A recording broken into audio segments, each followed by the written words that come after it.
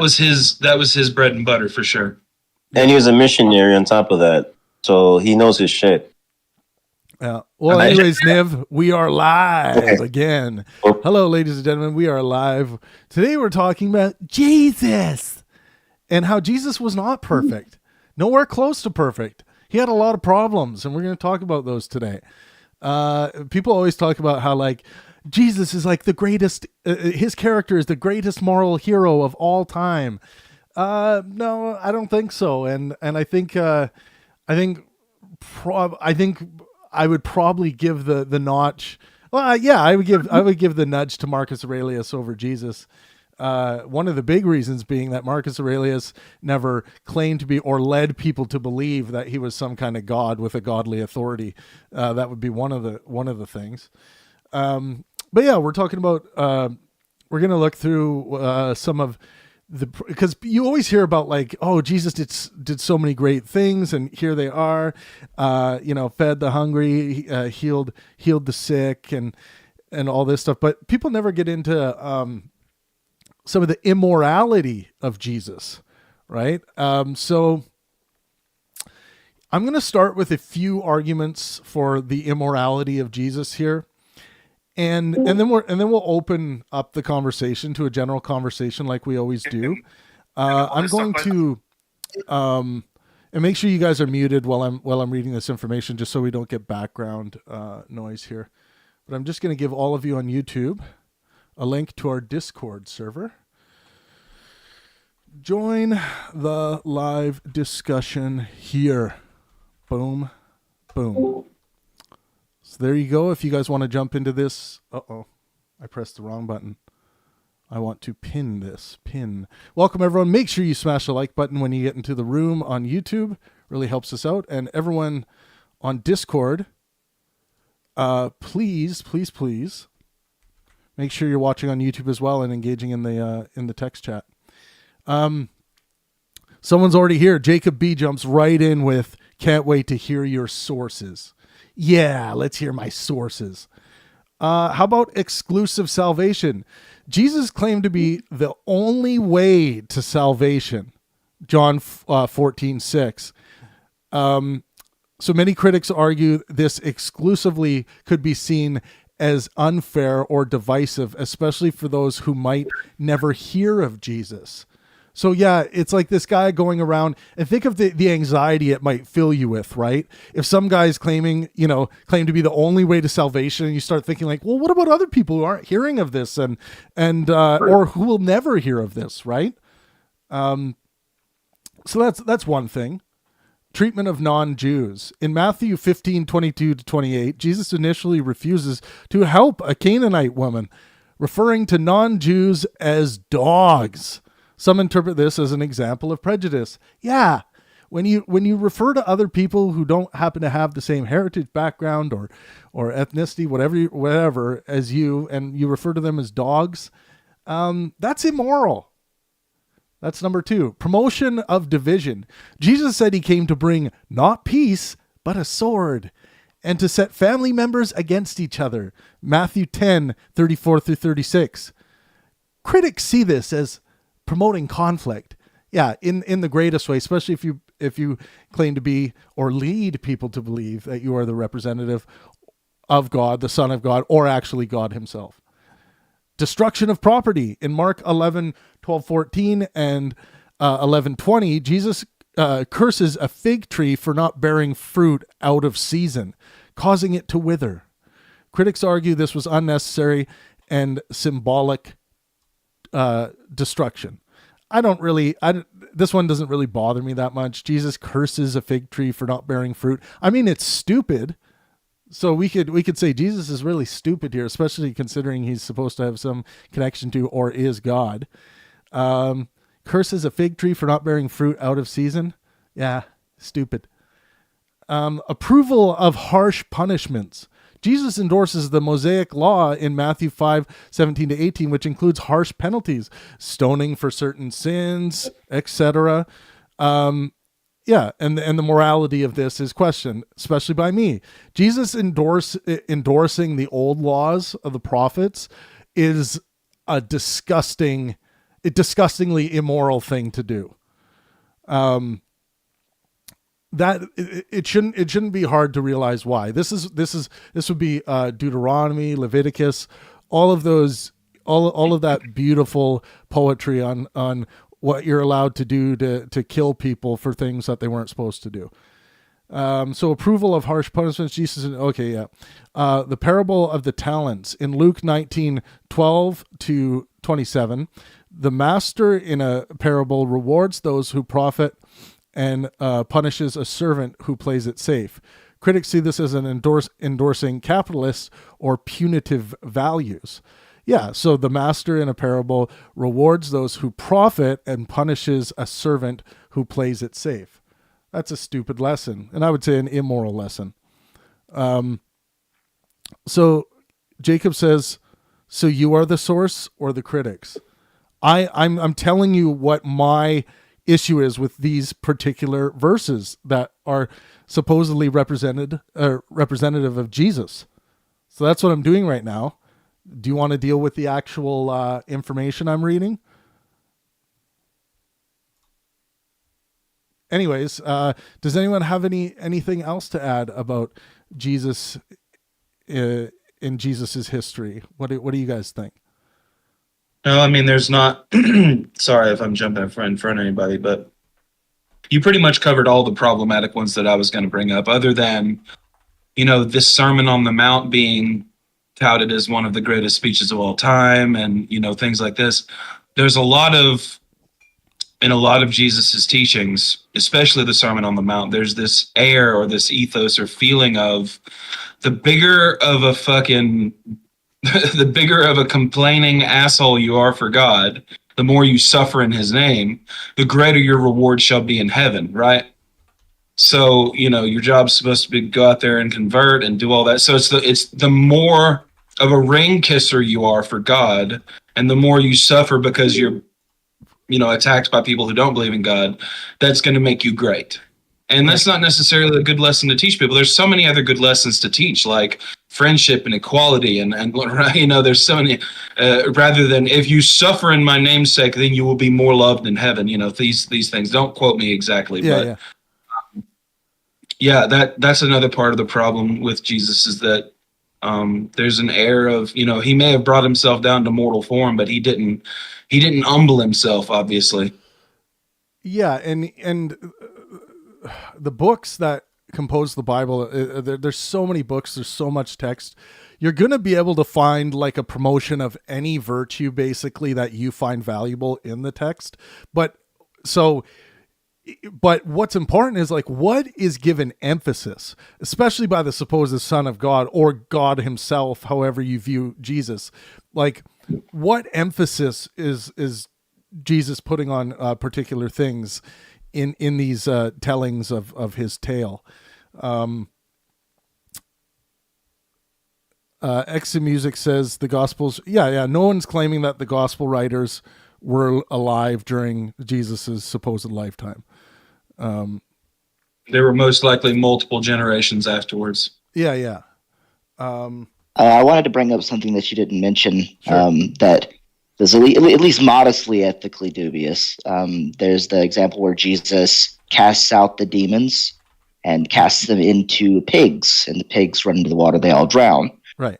What the pigs ever do? Yeah. Why didn't he just send the demons back to hell? He's all powerful. Deeply Why did he have immoral. to send it into a pit? That's like, I mean, at minimum, he could have minimized the suffering to other agents, and yet he didn't. Could have just Could just snapped his fingers and had the demons disappear. Yeah. Why not just get rid of the demons altogether? Yeah. So, why not kill them right then and there? So that's another perfect example. Animal cruelty right there. It's assuming that the pigs suffered. Like, well, I don't know. Drowning sounds pretty shitty to me, but maybe they assume. I don't know why we would assume that they did one could argue suffer, it's like animals aren't really like, oh man, like since they don't really experience life the same way we do, like based on all the evidence. Like, how do you know that? We don't know that yet. I got you. In fact, the animals don't really care you killing it. They're pretty dumb, right? Like, it's just, they're nowhere near on the same level of like, of us. Well, no. All I'm saying is this: imagine I could cast a demon into a cat, or I could just destroy the demon altogether, right? So I could produce modestly less suffering. Is all I said, right? If I'm a perfectly good being, I'm gonna produce the least amount, right? That at least would be what I would do. Think I would do. Well, So why harm the pigs? What was the point? Did he have to? Was he not powerful enough? First of all, they don't matter. But second of all, They do matter.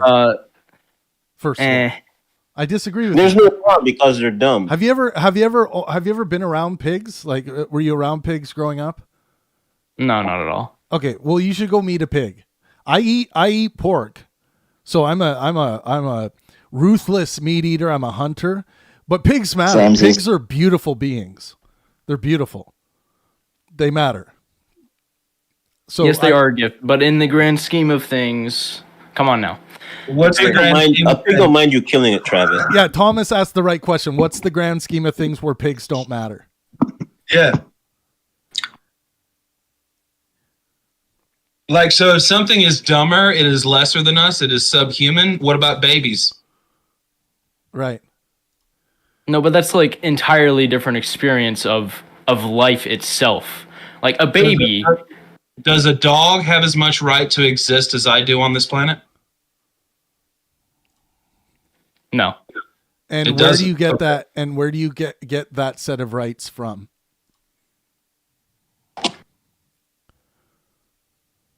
I mean, I would suppose it's just you being made in the image of God and you being inherently more valuable than that dog. Do you believe? There you go. Do you believe that?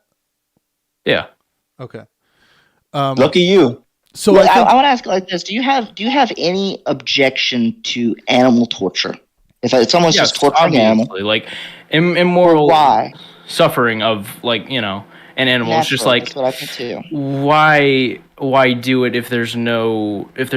For no reason, right? So Yes, what there's I'm a- saying is how Yes. could Jesus even potentially have a reason to cause those pigs to die? He's all powerful. It's for the witnesses. He literally could have cast the demons out, pulled them out, showed them anywhere. He could have done it in any other way. Put them into ants. he could and have killed done ants. this. I would think that would be he better. could have done But this he could with have done it any way he drawings. wanted. He could have done this with drawings. What do you mean? He could have He's taught an this all-powerful lesson being. He with could have done it any way he drawings. wanted. I suppose. I don't think they would have the same impact though. Does this apply to humans, Like- by the way? I'm curious. Do you feel the same? Is it the same with humans? Like more, one have more right than the other? No, every human has the same like inherent value. Okay, well, I think so. So we've reached some kind of crib on the. We can go back to the animal cruelty thing. Well, actually, let's since you're kind of in the position, Cucumber, of defending the word here. Do you see anything problematic about Jesus, like from a morality perspective? Do you think anything Jesus did was immoral? Not really. I'm not I should be far more educated on this, obviously. But I did sort of have issues with your first two statements about like Okay. him bringing the sword and all that, as well as him saying that he's the only way. Right. Okay. And I think it would contradict, like, he would contradict himself in his teachings if he were to say that he was the only way, in that they have to follow him specifically, like him as a person. But his teachings, I think, is more of what he's talking about in that statement. Okay, and how do you know that's just you trying to make sense of it, and Of course, or that yeah, that's that's fair. just a true contradiction in Scripture, like from the authors, or Jesus actually contradicts himself and he doesn't care? You know, there's a lot of reasons why this might be the case for the contradiction, or potential contradiction. Something to think about, anyways. But the so it was the yeah, so you had the problem with the promotion of division. Like Jesus said he came to bring not peace but a sword and set family members against each other. That's a bad thing in my opinion, based on my moral judgment. How do you spin that into something good, or how do you interpret that as something good? Well, I think it's the idea of bringing in the New Testament. Like, a lot of Jews separated from each other after that. Like, tons of Jews just like, thought, oh, this is probably the Messiah. There's pretty good evidence on why. But a lot of others, of course, didn't. And so they just stayed there. So that could explain why it was, families being torn apart and all that. But yeah, I mean, I think it's just when he's talking about the sword, I think he's talking about the New Testament because it didn't really bring peace. Like we're not in peace times, the New Testament hasn't brought peace, but it has brought a sword in that a lot more people have fought for, God and Jesus, But do you know what's an amazing thing? Like human beings have worked together to bring significant amounts of peace to the planet from where we once were. And I wouldn't attribute any of that to Christianity, to be quite honest with you. Sure, I mean, same can be said for Christianity.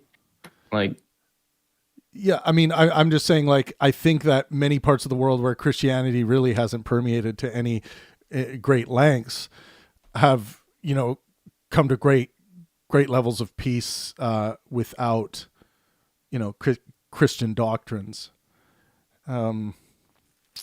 So I would say they're bringing the peace, trying to get rid of the sword, better piece of philosophy from those others than Jesus was promoting here.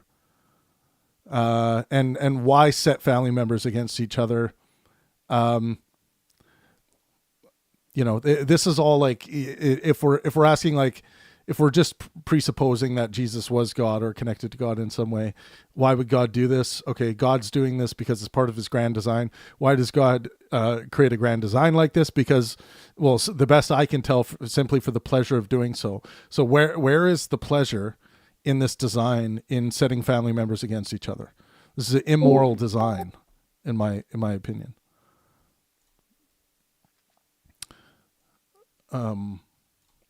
I mean, that's. I just sort of think it over. Yeah. No, take your time. We don't have to go like back and forth so much. So I have some more here to share. Did I share violence in the temple? No, I don't think I did. So violence in the temple in John 2:13-16, Jesus drives out merchants and money changers from the temple, overturning tables and using a whip. Okay, overturning tables, not too bad. That whip. Destruction of property, but using a whip, immoral, right? Depends. That's what I'm thinking. Yeah, when the problem comes along, you must whip it. It's a sound. You must whip it. Very good, Niv. Whip it good. But look, I was about to say we got Tart down there. You can't be like, whipping's bad now. Oh yeah, no. Let me be clear. Whipping under the right setting might be a very pleasurable, consensual thing. But I think now I don't think this was Jesus promoting a particular kink here with the merchants and money changers. But maybe he was, maybe he was shaming him. I'm sorry, I'm being an ass. Go ahead. No, I love it. We're all here to be asses, by the way. But yeah, using a whip on others, whipping just demonstrably is not a helpful way to teach anything. Like we know based on our best psychological models that whipping doesn't teach a damn thing. Like you can scare someone into doing it, but it's not teaching them to not do the thing. It's like as soon as they're not going to be whipped for something, then they're going to have to come up with how they really think about that thing. It's not teaching them a lesson. There's plenty of psychological models, child psychological models in the field of psychology that show that corporal punishment does not work nearly as well as some other methods like timeouts and reward punishment systems and things like that. There are different ways to deal with those kind of things, and especially sitting down, talking to them, reasoning, taking the time to do that multiple times a day, every day, until they're old enough to where you don't have to do it constantly, but that's how you be a good parent. Yeah, and the point I was also, that's so right, Thomas. And what I was saying is that, like, whipping is not a way to create a being who is going to engage in their own moral calculus. It's a good way to create slaves, people who are slaves to a rule. So if I can jump in here. Go ahead. So, assuming that the story of Jesus is true and that he did rise from the dead, do you think that, them being whipped by literal God would send any message to themselves? Like, maybe what I was doing was a little wrong. I mean, for all they knew, it was just some angry, crazy dude in their temple. Yeah, but then when he rises from the dead, like, oh shit, he wasn't lying. Fuck. That doesn't do anything for me. Wow, he rose from the dead. So what? I mean, it might seem like something that warrants this kind of behavior or saying these things, but for me, it's just like, okay, that's a separate event. Yeah, it's an extraordinary thing if someone rises from the dead, and if he actually was a god or connected to God in some way, it makes sense that he would rise from the dead. It actually isn't that shocking if you believe it. It's like, yay, he did it. But it doesn't add, I don't think it adds in the way that you're saying, like that, oh, I guess those whips really meant something because it came from God. Nah. If anything, I can't help but think, like, the fact that he's whipping someone for something hilariously trivial, like, what was it? Well, he's offended that you're in the house of his father, right? It was corrupting the entire idea of why it existed. Well, that's that. I don't even think if that's a bad thing necessarily. Like, why is that a bad thing? Why is that a bad thing? Right? Because it's the very teachings of how to save souls, and then they're corrupting it for their own profit. Well, yeah. So the defenders, of this particular example, said that this was righteous indignation aimed at defending the sanctity of the temple, a moral act against greed and corruption. Why can an all-powerful God or God's son, whatever you want to say, cannot simply give a lesson on why this is wrong, a lesson powerful enough to teach, as opposed to doing all of this whipping and overturning tables and, like, it just seems like nonsense to me that people would believe that a God would teach in this way. It seems like how a Bronze Age peasant would think is a good way of teaching somebody. That's what it seems to me. Demand for. Can I offer a counterpoint to that? Yeah, sure. Yeah, I would just say that, I don't remember the context around the story, but I thought it was like a common theme that, and I could be wrong, so this is just as much of a question as it is a statement or whatever else. I thought Jesus was always sort of acting almost as like, if we want to create social context, he's sort of the tip of the spear. That's it. Yeah, so it's even if that's the case, like, why is violence necessary just because it's part of the grand design? I mean, I just don't find that as a strong moral argument to justify the whipping of merchants and money changers as a way to defend the sanctity of the temple. I think I would agree. I would say at this point, like, I agree 100% about sanctity, if we're trying to say this was like a holy act. But I do think that there's probably strong arguments for moral justification.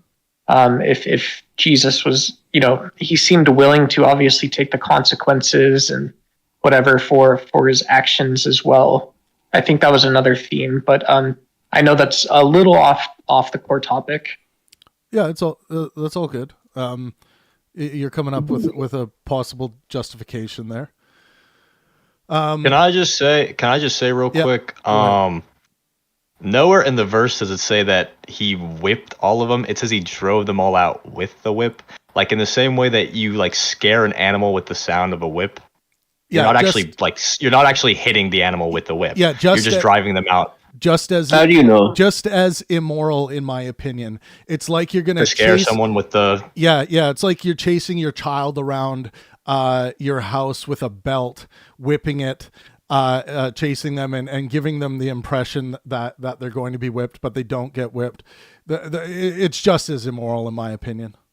I agree. So if I break into a prison, Yeah. and then the police officers chase me with their batons, is that wrong? They're threatening me. Well, this is different, right? Like this is like now we're looking at security. We can bring up war examples too, where we're gonna have different conversations about what's acceptable at times of war.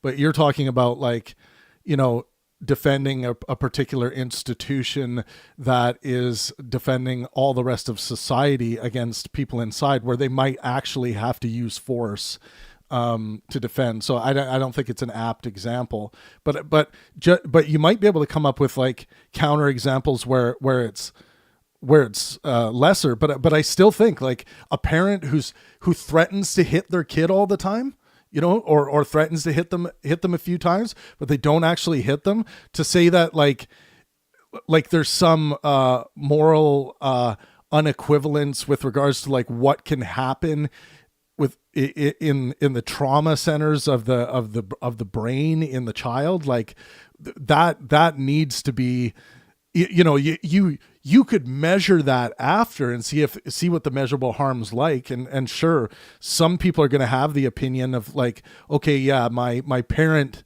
never actually hit me, but they filled me with so much psychological fear when I was young that it created an anxiety disorder in me basically for the rest of my life. So it's like, well, at that point, people who I know with panic disorders and anxiety disorders will rather take the physical beating as opposed to dealing with anxiety and high stress for the rest of their life. So there's a lot of things to consider here, but yeah, I don't think that gets Jesus off the hook for acting threatening with a whip. But and don't they talk about how it was almost this passionate event? And so just to almost wrap up and close off the sort of previous conversation, if or whatever, if we're saying that one of the things that Jesus does really well is he stands up for the little guy, he stands up for God's laws regardless of the consequences. If you see these negative externalities as well as the implication that this might have been like an impulsive or brash, it wasn't that well thought out of a thing to do, even if it was right to do. It doesn't really make that leap to like a political moral justification, in my view. I agree. Can I say interestingly, like the verb which it uses in when it says he made the whip out of cords, it's a very methodical verb. Like it means that it was like slow and intentional, his creation of this whip. So it's that kind of implies that it wasn't like, even though it was done out of passion, it wasn't like a instantaneous brash thing he did just out of nowhere. I mean, for me, that doesn't matter. He did what I see as an immoral thing. I was just responding to the thing that you just said. One thing I'll say about what you were talking about earlier is like, for one, you're kind of comparing this to like a parent beating their kids and the trauma that it might like, even threatening their kids. No, I'm not comparing it. I was giving you an example of where this kind of calculus comes up with regards to the action versus the perceived, the consequences or the action incoming. Like I'm just pointing to that. Are we also God's children? I mean, wouldn't have Jesus have known that We are all God's children. We are all Yeah, His no, children. Right? but the point about bringing up children and their like susceptibility to trauma is that their brains are developing. So a child experiences a threat vastly differently from the way an adult experiences a threat. And so like I can be threatened by something as an adult and it won't impact the rest of my life, but as a child it will. Well, it can, And though, so right? Like if you've ever had a gun, it can. If you've ever No, had a gun, yeah, I know. a I know loaded it gun can. held to your head, right? Like that, people can't in certain situations, But people can't get over that. But we can also look at like U.S. slaves, like the slave trade in the United States, right? Where a lot of the time the threat of the whip was enough to win the obedience. well, that's because they'd already experienced like the pain of it, right? Some did, yeah, like not all, but even if some experienced it, and you never did anything disobedient enough to justify whipping, waving a spiked bat ain't the same as being hit with one. Yeah, the point is it's more moral. It's not the same thing, but I do feel like I'm being sarcastic. well, yeah, but Niv, it's true that it's not the same thing. It's like, but when we're assessing these things morally, surely they are both immoral. And then what level of damage can be inflicted and what kind of damage can be inflicted will be on a particular spectrum, right? And it is damage. It's a threat of imposing your will. Yeah. I mean, just like if a person physically imposed they're both imposing of will. Yeah, and Thomas in the YouTube chat saying they were stealing from the poor. So what? Like this idea of like you steal from the poor, you get beat. This is a retarded idea. I mean, Okay, shit. if someone breaks into your house, you're not allowed to retaliate? Can you drive them out of your house, so even with the threat of harm? It depends. If there's a legitimate threat of harm, of course you have to defend yourself and your own. But this gun fanatic nutcase culture of the hardcore U.S. gun crazed people who think that just because someone breaks into your house, you have the right to take their life. I find it disgusting. I agree.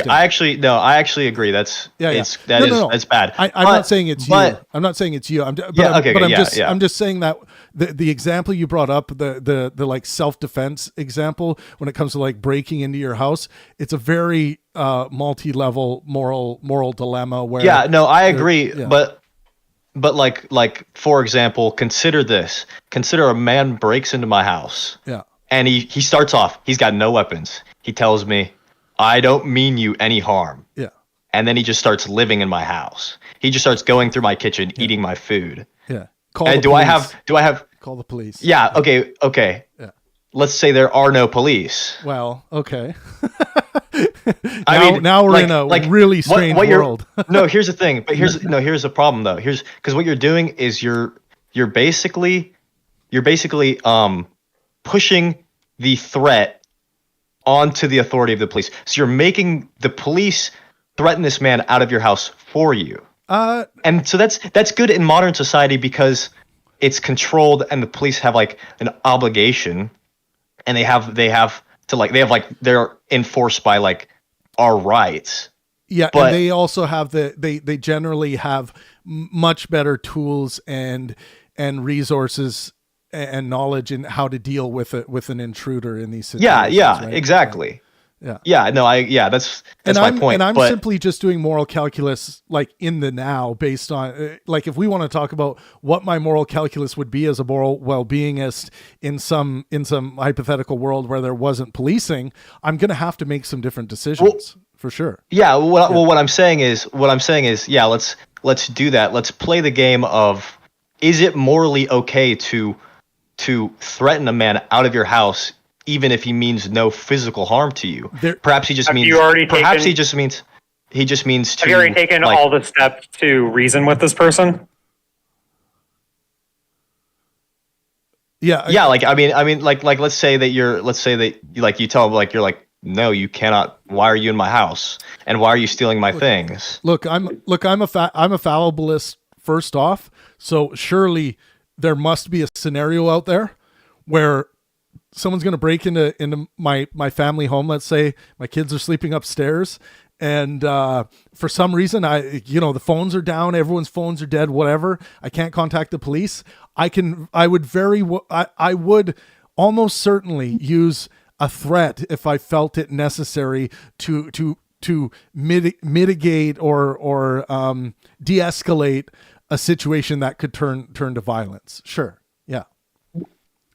But okay, I'm so not an all powerful God. And to bring it back to this example, an all powerful God should not be, threatening people with a whip, whether it's some kind of like, magic whip or whatever it is. Like I would find it to be a much more morally sound tale, again, by a human well-being standpoint, if Jesus took the time to settle everyone and teach a lesson and I'm talking about like a God level lesson, like a lesson that is just would capture, based on the grand design, would capture the people in the room and make them feel as though they have transcended their previous transgressions. Okay, but that's also like in theory that could be good, but we also don't know that such a thing could happen. Like imagine, so like let's actually look at the situation. We have a bunch of people in the house of God who are using it as a way to extort money from the poor, basically. Yeah. And so you have this to them, from their perspective, this random guy come up and try and tell them, why are you guys doing this? Can you guys stop taking all this money and making all this money from like using the law to make money? They're gonna turn around, look at him, and laugh in his face, and then just keep doing what they're doing. Well, that because of God's design, right? So it's like that's all part of the grand design, that this is the case, that they would react that way to reason alone and appeals to some kind of better way of being.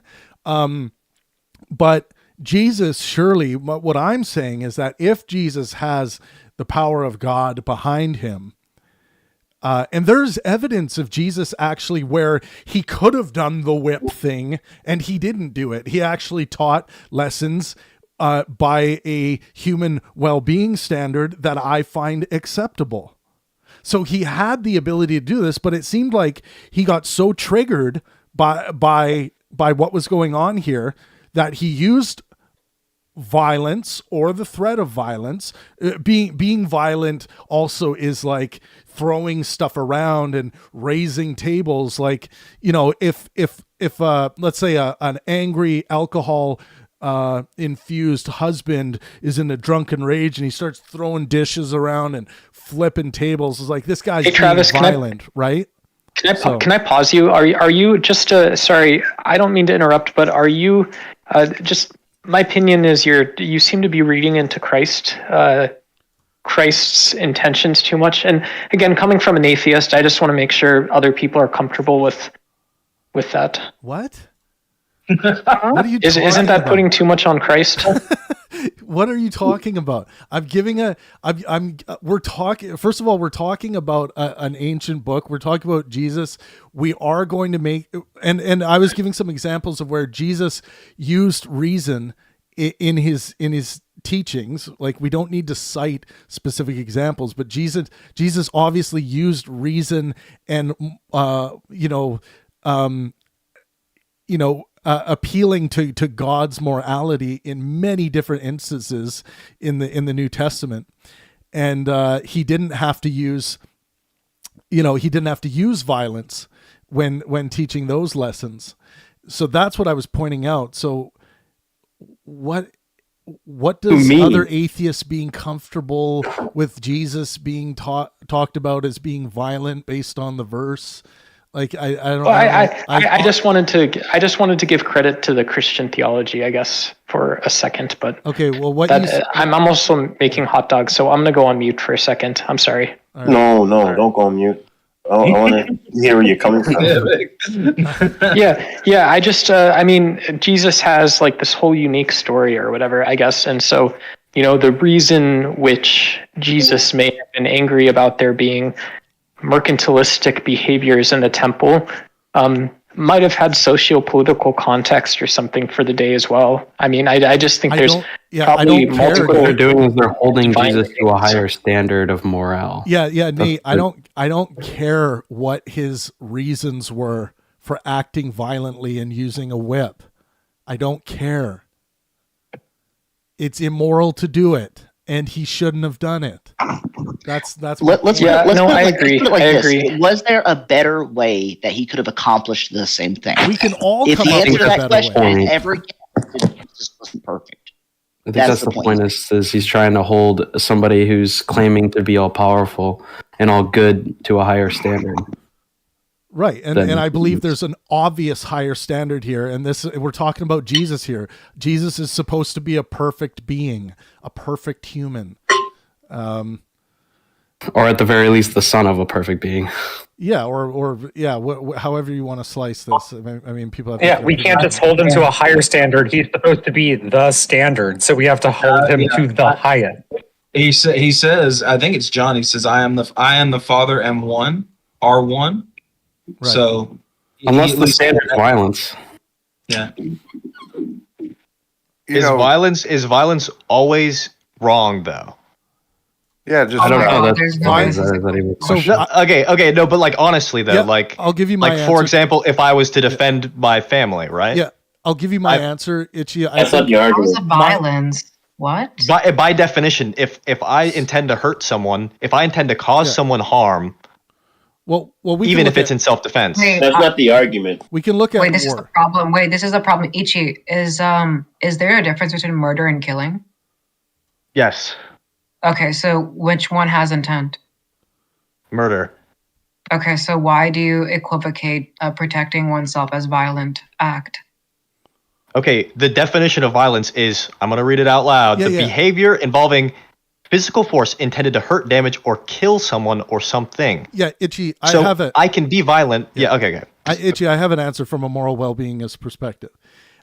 Is that violence and things like war, let's say necessary violence or necessary war, these things are bad, but there are necessary bads in the world. That's how I deal with this. Like if I had to defend my family against some nutcase with a machete, and I defended them and he wouldn't stop, and I had to knock him out with my fist, and by knocking him out, he actually ended up dying. I think that's all bad that this had to happen. All of it's bad, but it was necessary for me to defend my family, to preserve the well-being for myself and those around me. And this person, it would have been better if I did not kill this person while defending them. It would have been better in my view. Okay. I think that's good. But can I just say, right? So it's violent. You don't even have to kill them. It's violence even if you just injure them or if you're just intending to. Yep. And that would be injuring them would be a better bad in that situation. It's still bad though, in my opinion. It's bad that they got injured. Okay, wait, sorry. I got interrupted for a second. Yeah. But the other thing you said was very interesting. You said it was necessary. Yes, seemingly, everything's going to have a seeming when coming through my fallibilist, lens. Okay, but is it possible that it is literally necessary? As a How would you know that? fallibilist, anything is possible. Yeah. Well, I'm saying, like, can we imagine like a reasonable scenario in which it is actually necessary to perform some violent act? Yeah. So I think like if you had someone who was actually in a state of mania and insanity, in a violent state, and they had a knife and they were trying to stab you to death, you might need to use some level of violence. You almost certainly would need to use some level of violence to defend yourself. Yeah. Okay, yeah. So, like, for example, it's violent to flip tables over, right? This is violence. Context matters here, right? So Yes. if you're flipping a table over in like a comedy sketch and it's like everyone's laughing and it's like that's not going to meet the requirements of the kind of violence we're talking about here. But like I said, if you're a raging alcoholic and your kid just treaded mud through your kitchen and that made you so mad and you start throwing dishes around and flipping tables, yeah, you're acting violently. Yeah, no, yeah, sure.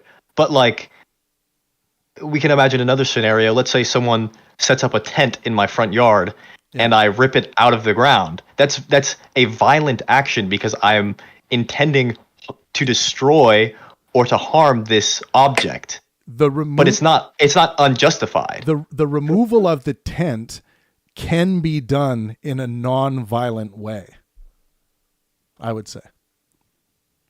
But okay, I think do you that's agree? true. That's true. I mean, no, I agree. Yeah. Okay. I do agree.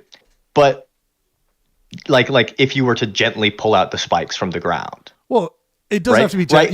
You can move with conviction when not being violent, I think. Well, but the thing is, like, I'm just going like just off of definition. Yeah.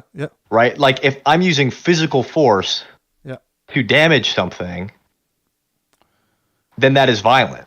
But so if I'm grabbing a tent and I'm picking it up and throwing it out of my yard, that is by definition violent. But that doesn't. I don't see it being. I don't see it being like is evil. the person in it? There's a lot of considerations, but let's let when it's justified. Sure. Let's let misanthropist respond. My question was, can you enact violence upon yourself? Of course, yeah. Okay, yeah, I mean, by would definition, working out be violent? Yeah, yeah. Well, actually, I would say it can be, but it doesn't have to be. Yeah, because you don't always damage yourself. Perfect answer. Wait, you understand the purpose of working out is that you're breaking your body and building it back up, right? So you're always hurting yourself. Well, not necessarily, because like getting down to the actual biology of working out, it doesn't always induce damage on your body. Well, that only happens after a period of time once you're used to the level of excess working out, but you're measuring the amount of pain that you can have, like your pain threshold, and you're trying to exceed it. And then slowly, you become accustomed to that pain. It doesn't bother you because your body's not being strengthened. So we see that this violence actually has a net positive objectively. So I feel like this uses semantic of is violence bad or not? It's just irrelevant. Violence just seems to be a phenomenon of something negative happening to somebody. Well, that's kind of what I was trying to say generally, that violence isn't always evil. Well, and I agreed to that, right? I acknowledge that. Yeah. But my point is that the kind of like violence is going to be on a spectrum, right? It's being violent towards a newborn and being violent towards someone attacking you and you're defending yourself. These are way different things, different sides of the spectrum. So this is on a spectrum, but the kind of violence we are talking about with you're trying to teach someone a lesson by acting violently, like Jesus is in this example, I think it's quite clear that, Jesus was acting violently. Then I would say there are better ways, even by this dumb ape's brain, there are better ways to skin this moral cat. And it just... Well, what if his purpose isn't entirely just to teach a lesson, but also to drive the people out of the marketplace because they are doing something in his house which he thinks they ought not do? Yeah, you can kick people out of the marketplace. Go ahead. We are are beings that do not have unlimited power.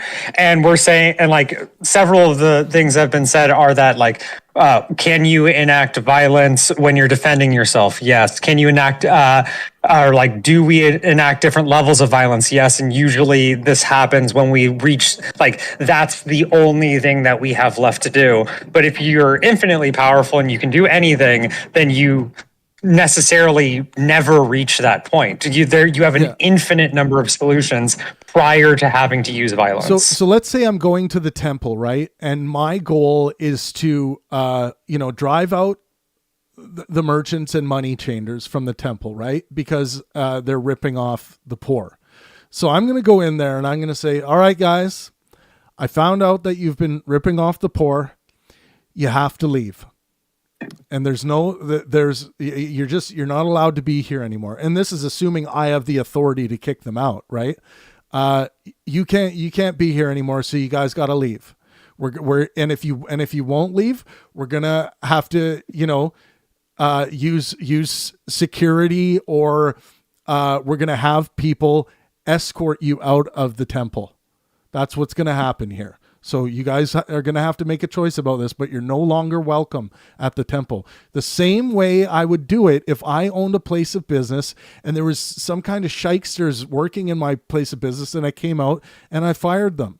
And if they refused to leave, I would have to deal with that. Either use the police force or get some help so that this can be done in a way that yields the least amount of escalation. Right there, I am more moral than Jesus in John 2:13 through 16.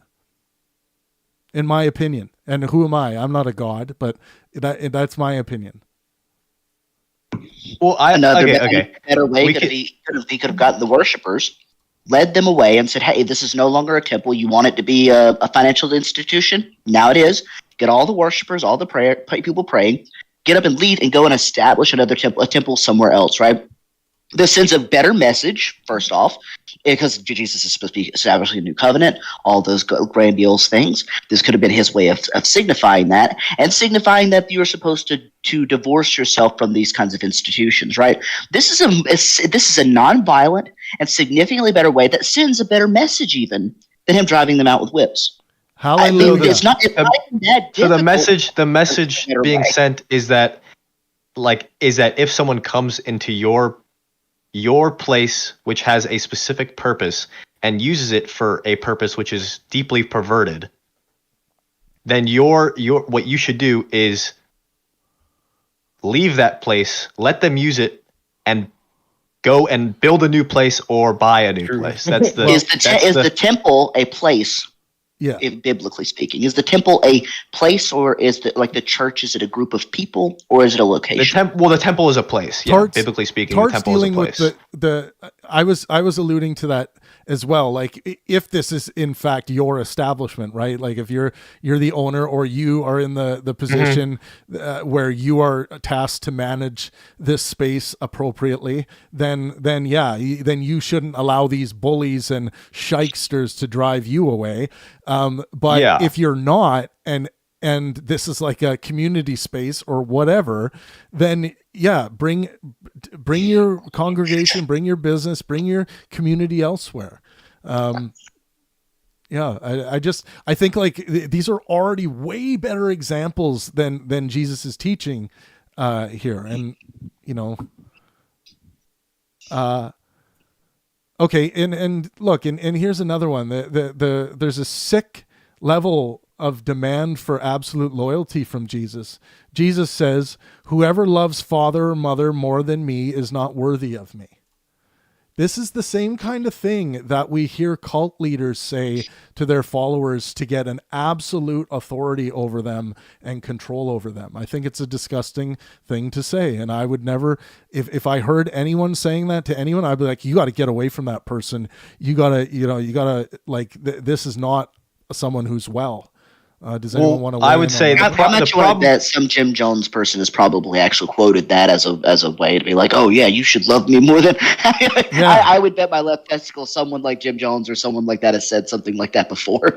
A lot of the cult leaders have used this as their playbook. I think it's a powerfully. It's a very like it can hold a lot. Something like that can hold a lot of power over people. Now the problem is who is holding that power. If it's like the reason that if you heard anyone say that to someone else, you tell that person to get away from him, is because people are very infallible and they're prone to using others and exploiting others for their own benefit. But yeah, if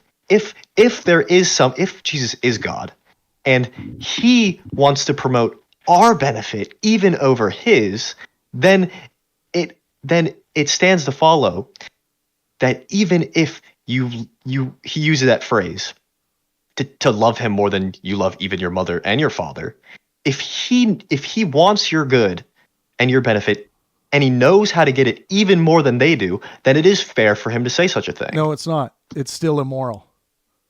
Okay. Just because he's God and he has these goals, asking them to love, I still see it as immoral. But I want to just what Tart just said, really important. So Jim Jones of the People's Temple, Jones demanded that members sever ties with family and friends outside the cult, framing their loyalty to him as essential for their spiritual salvation and collective mission. I see this as another one of those tactics.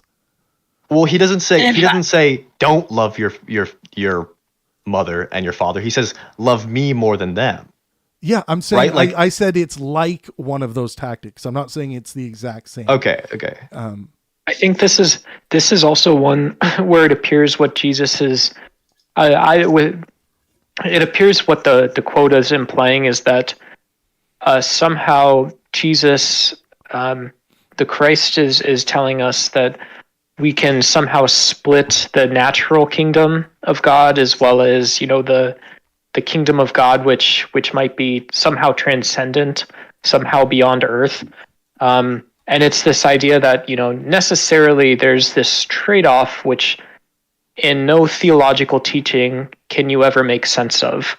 And so to me, even within the theology, again, as an atheist, it's like, well, maybe that's not the most moral thing that he could have said.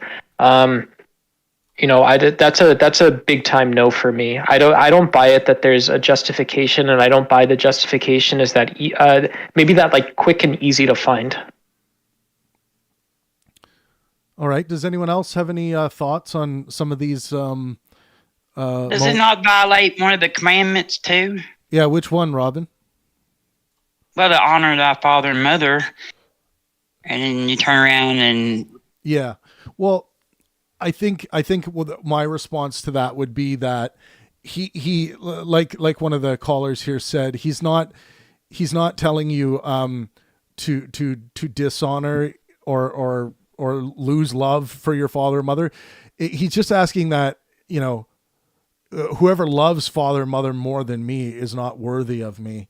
So, it's just such a bad lesson, because especially if you know, like all these claims that people were making earlier about like, no, it seems like Jesus is trying to like work within the culture of the time to like get a point across or to teach a lesson or whatever.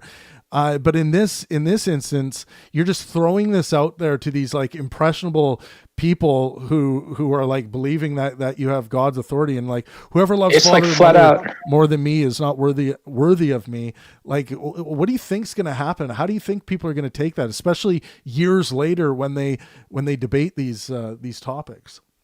A very abusive relationship. Yeah, that's what I see. But and I think to the thing of him being perfect. Okay, the fig tree. He curses the fig tree for not producing figs out of season. Okay, God would have known that it was not season for figs. Well, what I said to that, Robin, was I don't necessarily view that as like bad or immoral. I just see it as stupid. Like stupid. Like, that's what I mean. Not perfect. So yeah, But so it yeah. highlights an imperfection, though. Like, even though it's stupid, it highlights an imperfection. It does, The view is that Jesus is not perfect. So Jesus is going like, "Oh, you didn't." It highlights human levels of frustration. He has this sort of ego, like, "Oh, you should have produced figs for me, even though you can't right now. You couldn't do it, but you should have done it anyways. Let me curse you." It That's sounds like human Jesus is kinds of drunk. frustration. Yeah, it sounds like it's a drunk uncle going, "Damn, Why is there more angry figs in my tree? It's anger issues. Okay. Look, Can I say tree. something real quick? Yeah, I have to go for a little bit, but Thanks for in being. response to- I just want to say, Meshi, I really Yeah. appreciate your interlocution and your ability to engage in good faith, helpful discourse. So thank you for being here, and I'm glad you stopped by. So thank you. I appreciate it. It's been fun. So just real quick, the thing with the fig tree is if you just take it as he's mad at the fig tree purely for the reason that it didn't bear fruit and like not consider that he could be presenting a moral lesson here. Like, okay, for example, the reason he chooses the fig tree is because when they're in the like biology of a fig tree, it's something like there are fig trees who like they have these little like buds, and once these buds are produced, you know for a fact that they will not ever produce fruit again, right? And so he's portraying a moral lesson here in that there are like for example, he also says, "By their fruit you will know them," and he also says, good trees bear good fruit, but a bad tree cannot bear good fruit. It can only bear bad fruit. And so he's using this theme of the fig tree, which is incapable of producing good fruit anymore, to to display a moral lesson. I get it. But why does he curse the fig tree that can't bear fruit based on that lesson, that morality? Why would he curse the fallen tree? For example, someone who goes their entire life without producing any more good fruit might be worthy of some kind of punishment. Yeah, and that's gonna kind of lead into the next sick idea of eternal punishment. Yeah, go ahead, Thomas. Problematically, this still falls under interpretation, doesn't it? How we interpret these verses and what they mean to us or what they might mean to a group of people. Yeah. Is he trying to say that it's like a metaphor or something like that that's supposed to talk to and teach us about this? Because there's an easy way to improve that metaphor. The fig tree could have been in season, right? It could have had the potential to produce fruit and still did not bear good fruit. I do think that would be a better lesson, right? Because at least then it could have been. Yes, Tart. I'm pretty sure that in context, there is context clues which point to the fact that fig trees are supposed to be in season at this time. Okay, yeah. So that's off memory. I'm not for sure on that. I think since we're on this fig tree, we might as well do it now. Everyone strap in. There's a bit of information here. I know. The story of Jesus cursing the fig tree appears in the Gospels of Mark 11, 12 through 14 and 20 through 21 and Matthew 21, 18 through 22. It is a unique and often debated incident as it involves Jesus cursing a fig tree for not bearing fruit, even though it was not in season for figs. So the story, Mark's account, day 1, Jesus feeling hungry approaches a fig tree, finding no fruit because it was not the season. He curses the tree, saying, "May no one ever eat fruit from you again." Day 2, the disciples notice the tree has withered, and Jesus uses the incident to teach about faith and prayer. Matthew's account, the story is condensed. Jesus curses the tree, and it immediately withers. He then teaches about faith and the power of prayer. So the common criticisms here: this is unfair to the tree. Critics argue that cursing a tree for not bearing fruit out of season seems arbitrary and unjust, as it wasn't the tree's fault. And an example would be Bertrand Russell in Why I'm Not a Christian points to his story as evidence of Jesus acting irrationally and petulantly. And I agree with Russell on this, by the way. I'm a huge Russell guy. wasted power. Some see this act as a Yes. misuse of miraculous power, questioning why Jesus would destroy a tree instead of using his abilities to heal or help others. Contradiction with Jesus's teachings. Critics see this act as inconsistent with Jesus's message of love, forgiveness, and care for all creation. Now, we got the interpretations here. So, symbolic judgment on Israel. The fig tree is often interpreted as a metaphor for Israel or humanity. Its lack of fruit represents spiritual barrenness or hypocrisy, particularly of the religious leaders in Jesus's time. The support being in Jewish tradition, the fig tree frequently symbolizes Israel in Hosea 9:10 and Jeremiah 24:1 through 10. Lesson, and here's another interpretation, lesson on faith. Jesus uses the event to teach the disciples about the power of faith and prayer. In Matthew 21:21 through 22, he states, if you have faith and do not doubt, you can say to this mountain, go throw yourself into the sea, and it will be done. There's two more interpretations. Critique of fruitlessness. The story is seen as a critique of outward appearances without substance. The tree had leaves, suggesting it might bear fruit, but was ultimately unproductive. And then the last interpretation, a common interpretation, would be foreshadowing judgment. Some interpret the incident as a symbolic act foreshadowing the judgment of those who do not produce spiritual fruit, such as the cleansing of the temple that follows the narrative.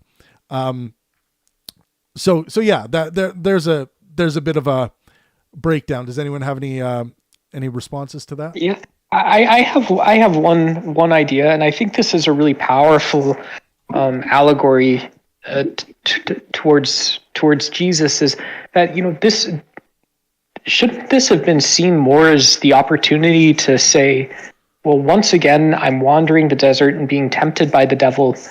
Once again my Father has forsaken me. And so I think we're seeing a lot of Christ's humanity in this story, alongside his divinity, because he still appears to take this opportunity to spread the gospel, right? This is the new version of the gospel, which is Jesus. So I think that's a powerful critique, but it's also a critique of our misunderstanding of this character, Jesus, that we get taught about in the Bible. Yeah, so it could be that, but it also could just be that, humans wrote these moral lessons down, maybe somewhat based on some moral teachings that were happening at the time. It just strikes me, it could be showing the human side of Jesus here, but it also could just be like the humanness of the text, just showing its rearing its head. But I love how like an all-knowing being is like frustrated by a fruit being out of season and doesn't think, let me show my power by like telling the tree to bear fruit for me right now. And that's the thing. It's such a powerful break from what we would expect. It's this powerful break. He could have just called forth fruit. It's this powerful break from his character. Fruit.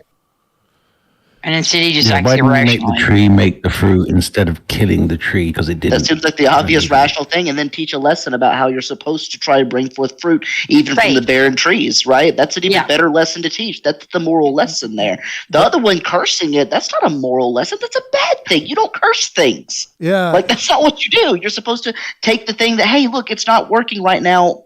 Why don't I help? Yeah. Right? That's the better moral lesson. Yeah. But the whole point that I'm saying in saying this is I'm just pointing out that if there's at least one better way Jesus could have done what he did with a better lesson involved, then Jesus wasn't perfect. Now that's all it takes. Teach about one the better seasons. example. Yeah, and look, a lot of apologists are going to say, "Well, better by what standard? You're just human, and he's God. He knows what's good." Okay, fine. Then we get back to the presuppositional apologetics and all kinds of different things about what's good, and Jesus is good or God's good versus my good. Fine.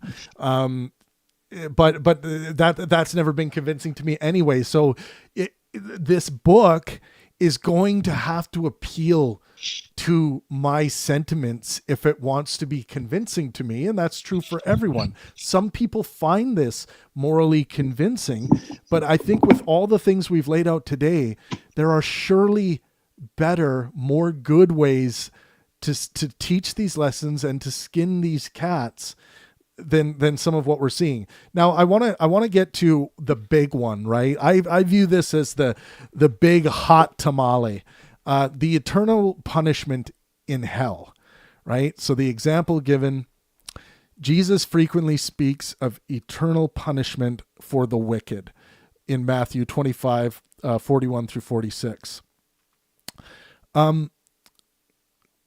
So infinite punishment for finite sins is fundamentally immoral and infinitely, seemingly infinitely disproportionate. So, this is one of the most cruel, disgusting things you could threaten to someone, and for actually carrying it out and giving someone this kind of punishment. So eternal punishment in hell, to me, is the hot tamale. What does everyone think about this one? Is this a good thing to do? Is this a good creation? Is this a good lesson? Is this a good warning? Is there anything good about eternal punishment in hell as taught by Jesus and spoken of by Jesus, Matthew 25, 41 through 46? Even someone who is, believes in retributive justice and thinks that retributive justice is a good thing, even they will typically say that a disproportionate retribution is always unjust, right? And so if you have a finite crime but an infinite punishment, it can't, even under a view where retribution is morally acceptable. I don't believe that, but even under those views, this would be immoral. I don't think in principle you can justify this. I think that no matter what way you try to skin this cat, I think you're fucked. I agree. Especially, this is the hot tamale. This is the hot tamale. Yeah. Especially since a person can get out of that eternal punishment for whatever, they may have been a horrible human and wait until right before they die and they are forgiven and then they avoid it. But here's the fucked up thing, Robin. They were a horrible human because they were by design. Yeah. Yes, exactly. Like some people can say, oh, no, free will was given.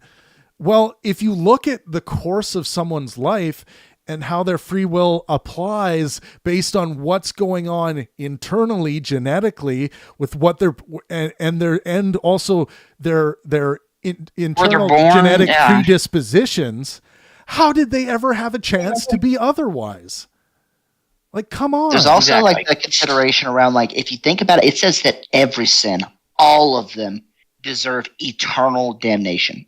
So, for instance, if I stole my friend's pencil in the first grade, I'm just now coming to an age where I kind of understand what good and bad is. Maybe this is my first sin ever, right? This is the first one I've ever done. I never knew what sin was before. This is deserving of eternal damnation. It sounds absolutely ridiculous. Pretty sure that would at least depend on the denomination. I think that would at least depend on the denomination, because I know for a fact, there's a difference between a mortal sin and a venial sin.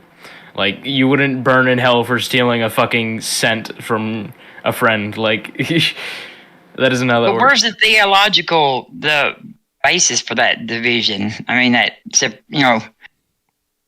does the Bible split those up into those kind of sins?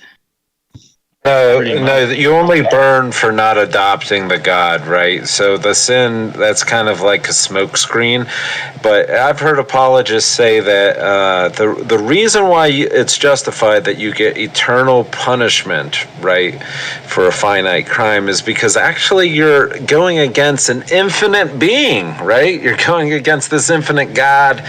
You're rejecting him, so therefore you deserve an infinite punishment. No, that's and obviously this is fallacious. If I commit a crime against a big business, do I deserve a bigger punishment?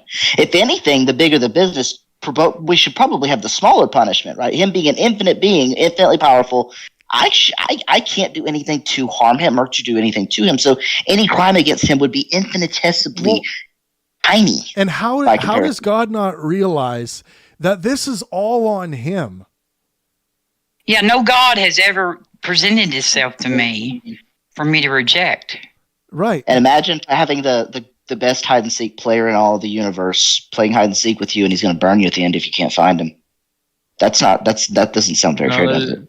It doesn't even necessarily like somebody who just has no idea about God, but still like followed their moral compass through life and made good decisions could end up in heaven.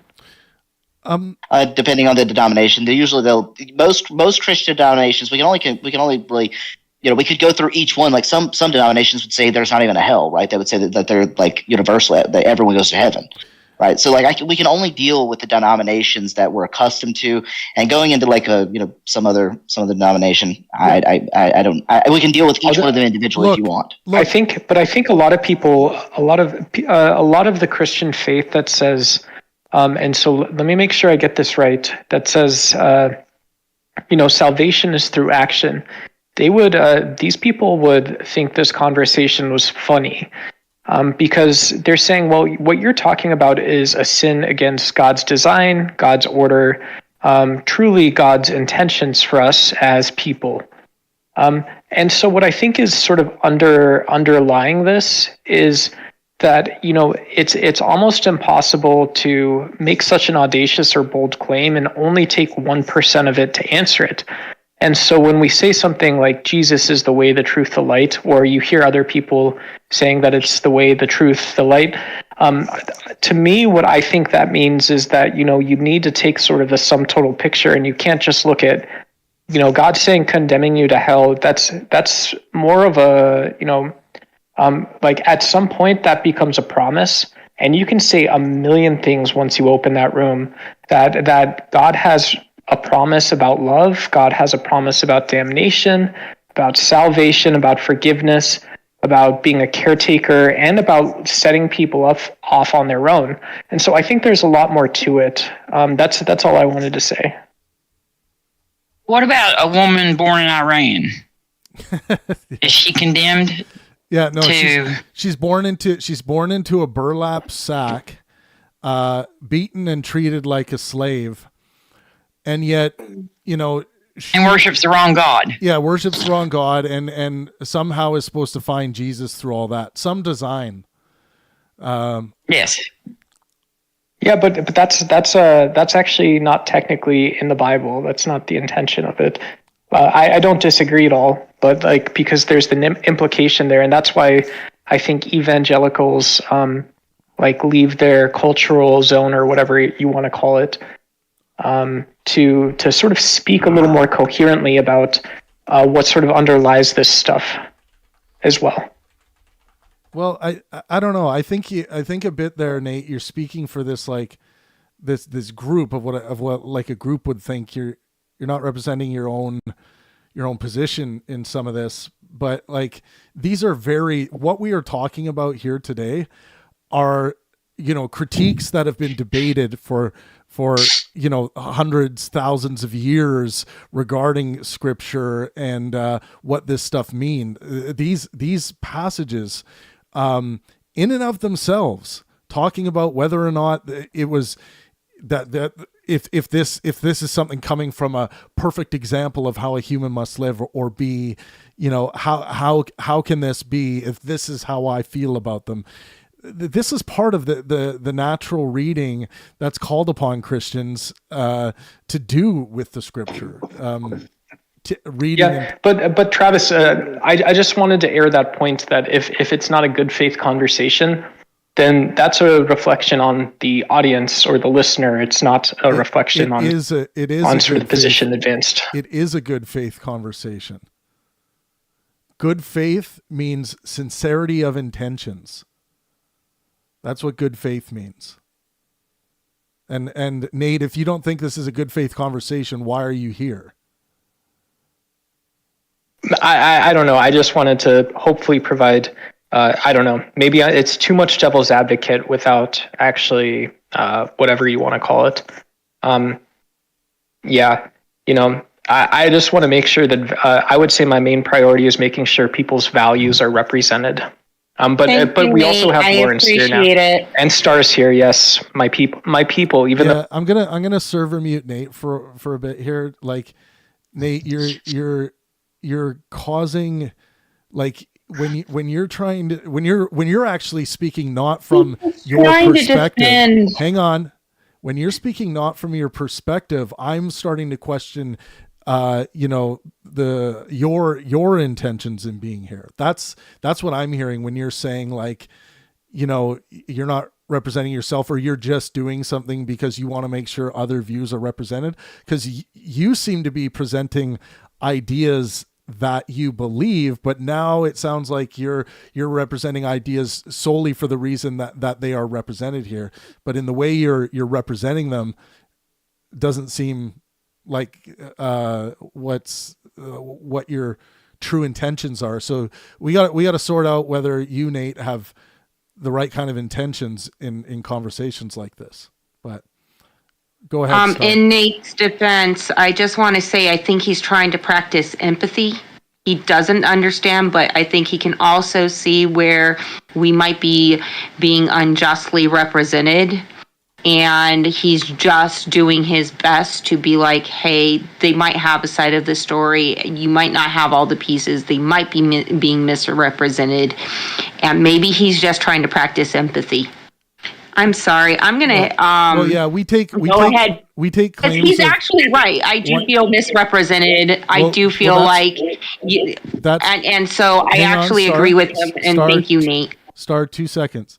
We take claims of bad faith very seriously here, and if someone's going to allude that there's something bad faith about this conversation here, when we're having open discussions and everyone's allowed to chime in with their points, that's a problem.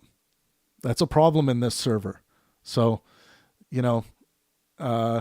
just understand that claiming bad faith, if you read the server rules, when there is no bad faith, is against the rules. So be very clear about the rules before. I know that I haven't always agreed with Nate on things. There are plenty of things I didn't agree with him, but I think what I'm witnessing here is him really genuinely, in good faith, concerned that the Christians are being misrepresented. And I think that even though he isn't one, he did feel like he needed to play devil's advocate, just like I do when I'm a moderate, but I come in here arguing for the Republicans because I feel like they're being misrepresented. I think that he was trying to practice empathy for a group of people he isn't part of but felt bad for. For everyone, I just want to point out that when we're talking about accurately representing Christians, sometimes we forget that this is not a single cohesive group, right? There are different views. To say some of these Christians are going to have a different perspective than the one that's being on offer, right? There are Christians who are going to, but by and large, the predominant versions of Christianity that we're accustomed to, Catholicism and most versions of Protestantism, evangelicals and the sort, are going to have something like this. There will be those niche groups out there that are going to have some degree of misrepresentation. Like, for instance, I pointed out earlier that there's going to be some Christians who are universalists, right? Who think that everyone ends up in heaven. And so there's no condemnation. And so this objection that Travis is levying doesn't apply to them.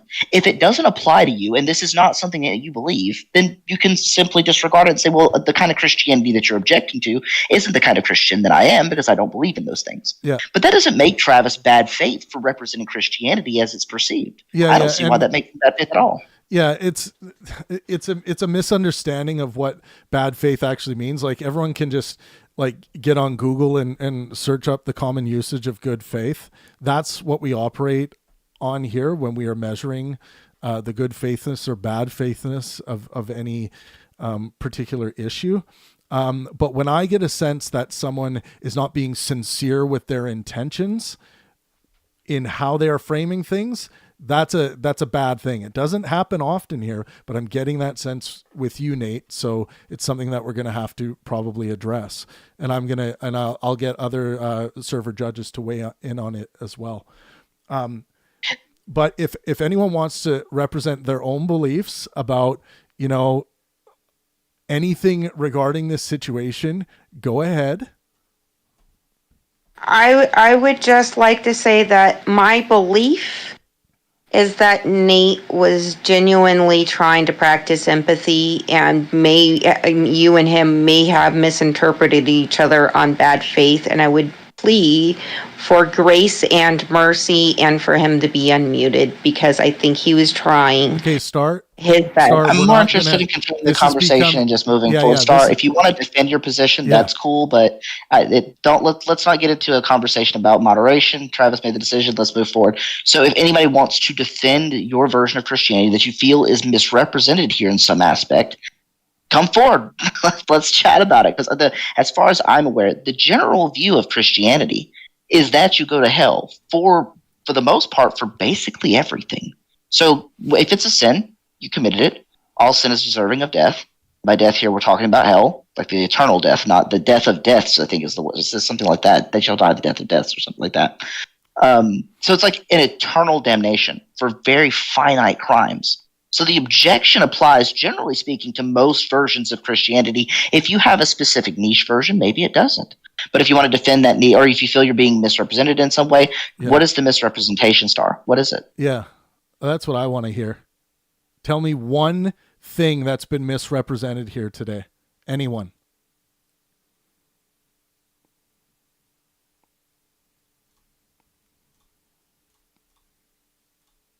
Crickets. Okay. True death. I'm the only. Called the true. Well, what I will say No, is go they'll ahead, say, Noah. well, you haven't represented Christianity, but have you heard me present Christianity in that way? That's all. That's what I hear commonly. Yeah, like we are going through the common critiques against Jesus's character here today, and you know, I take claims like, oh, you're misrepresenting or you're doing this in bad faith. It's a serious thing. It's in our server rules for a reason, because what people do often who can't defend against critiques of their beliefs, they will cry bad faith for no coherent reason. They won't be able to give a reason why it's bad faith. They won't be able to give a reason as to why they believe Christianity has been misrepresented here today in an open discussion. I would be curious. What would be the degree of what would be the measure of good faith if Travis, if you were to try to represent all Christianity across the board, all of it under one sort of criticism? How could that possibly be the standard of good faith? That's impossible. All of them disagree on too damn much. Yeah. How could you do that? That's a ridiculous standard to hold you to. Well, and good faith, again, the way I use that concept is to mean being Sincerity of sincere intent. with your intentions. And my intentions are to have a conversation today about Jesus's perceived immorality from certain perspectives and moral systems like mine.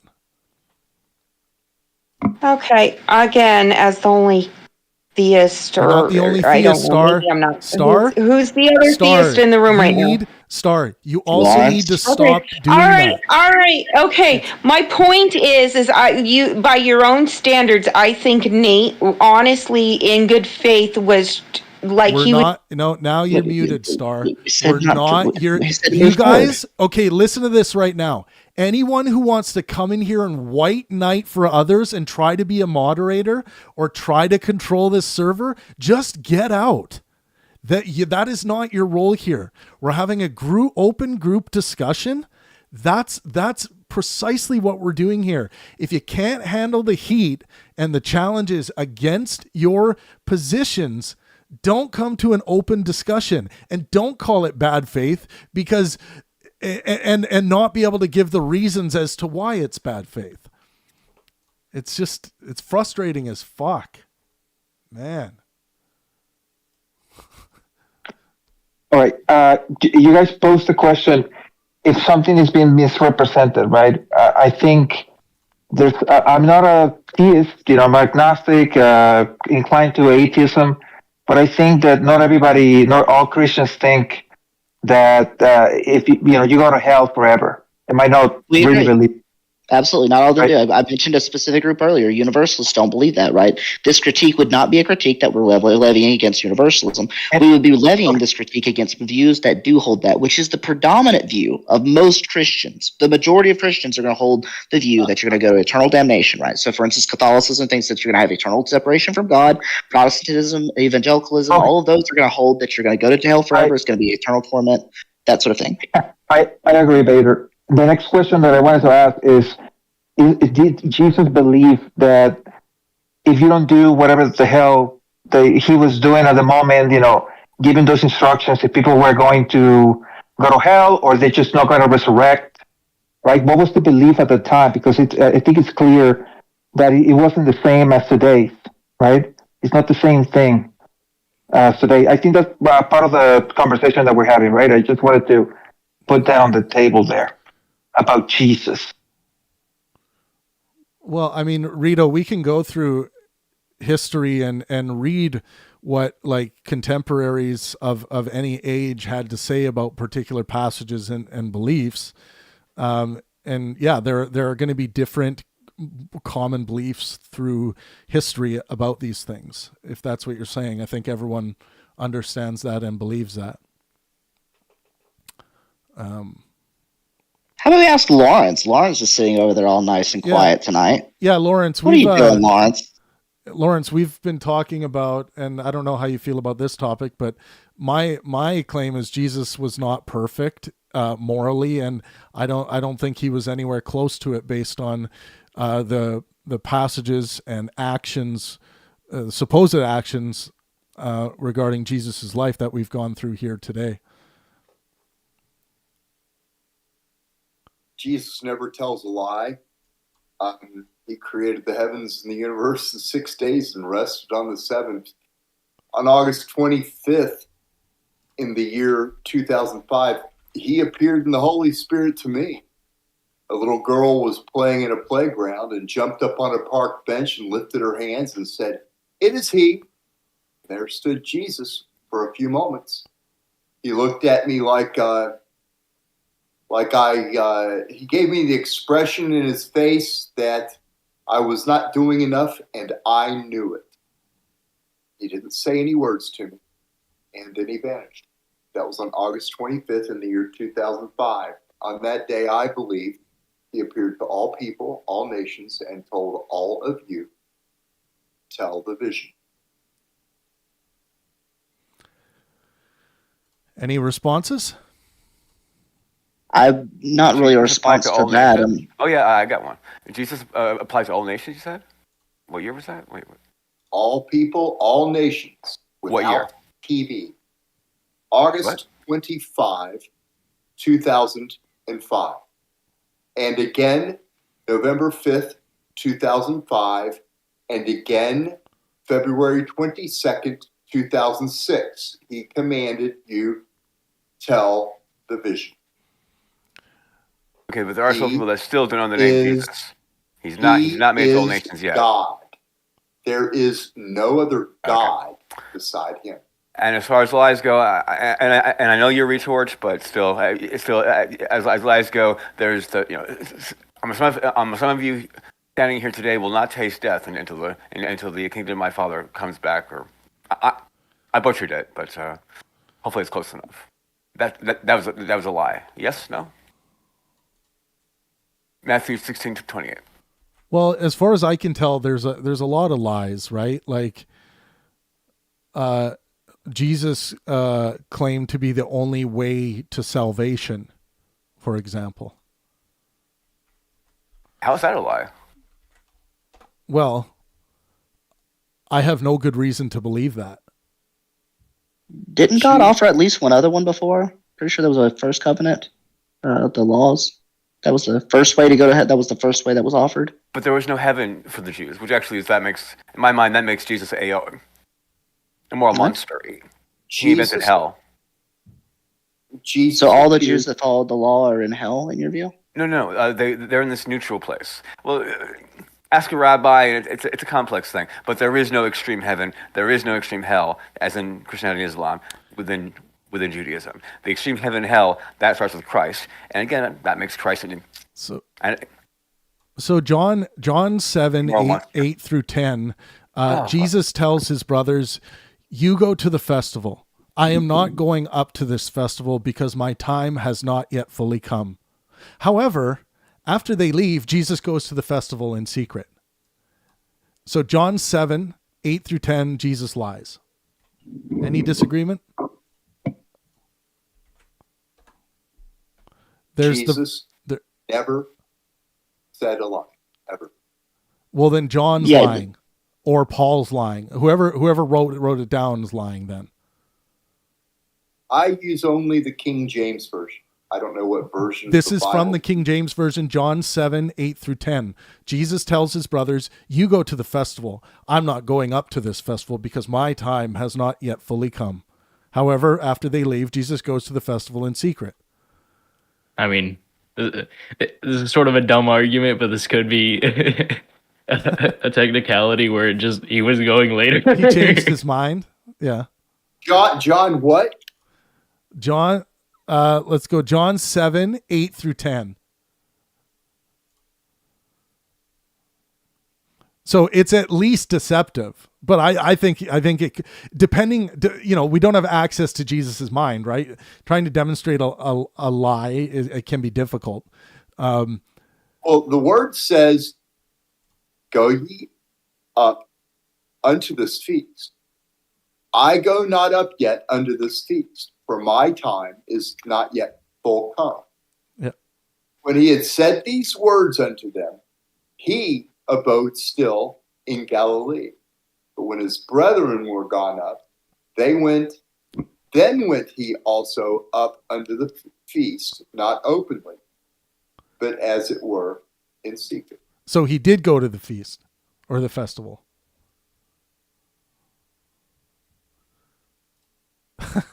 Isn't it? I mean, am I it does crazy? sound Is like this a lie. It sounds like it sounds to me like a lie. It sounds to me like I don't you're know how telling you your square that buddies. circle. Okay, let's put it this way. Okay, you're telling your buddies, nah, I'm not going to that party, man. There's no way. I don't have anything to wear. And then later on, your buddies hear like, "Oh, you went to that party? Oh yeah, I did go. Why didn't you tell us, man?" Oh, He said he did not go openly. He went in secret. Yeah. Oh, but so he went. No, They told him he wasn't going to go. So you're saying He said, "I do not go openly." Okay, I see what He Lawrence's did argument not is. go openly. Yeah. But my translation here says, "You go to the festival. I'm not going up to this festival because my time has not yet I'm not come." going openly to the fest. Okay, let me check this because you might look, if that's the case, that's fine. I have no problem with that. I'm reading the King James version. I'm not saying he did not go to the feast openly. Hey, no. He doesn't say No, that. he The went first part he secret. says- He went secretly because he was lying and he had to cover his tracks. But Lawrence is trying to claim that he said that Jesus said, "I will not go openly." That's not what he said. He did said, not go "I go openly. not up yet unto this feast, for my time is not yet full come." He doesn't say, "I won't go up openly." He says that he won't go up. You're just Okay. maybe you're lying now. Do you have? I'm looking at the King James version like right now. Okay, I got 5 here. I got all 5. I got New International, NIV, King James, English Standard, New American Standard Bible, and New Living Translation. And I think, Lawrence, you said you're reading from King James, right? I only use the King James version because it is the only version that is the exact words as Jesus Christ spoke them. The other versions have all been perverted through men by Satan. Pretty sure Jesus didn't speak the Old English, but let's go with it. I'll go with it. Every theological person, or every theological I'm pretty person sure I've ever talked to Jesus said the King created James is about the language worst one, but and can speak every language known to mankind. Okay. A gift that he also gave to me. Yeah, you can speak every language? Wow. Okay, so I King James will version. not do so on TV. Okay. Go ye up unto this feast. I go not up yet unto this feast, for my time is not yet full come. So yeah, I agree that according to the translation of King James here, which I thought, and that's my mistake, I thought I had the King James initially, but I was reading from English Standard. But yeah, the King James Version, go ye unto this feast, I go not up yet unto this feast, for my time is not yet full come. And then when he had said these words unto them, he abode still in Galilee. But when his brethren were gone up, then went he also up unto the feast, not openly, but as it were in secret. Okay. Let me describe for you what spiritually what your argument is. You're all saying that Jesus is a liar is the same as putting serrations on circular saws made of gold and silver that are rusted and spinning them, made only for cutting, not for any other thing. That's what you are doing.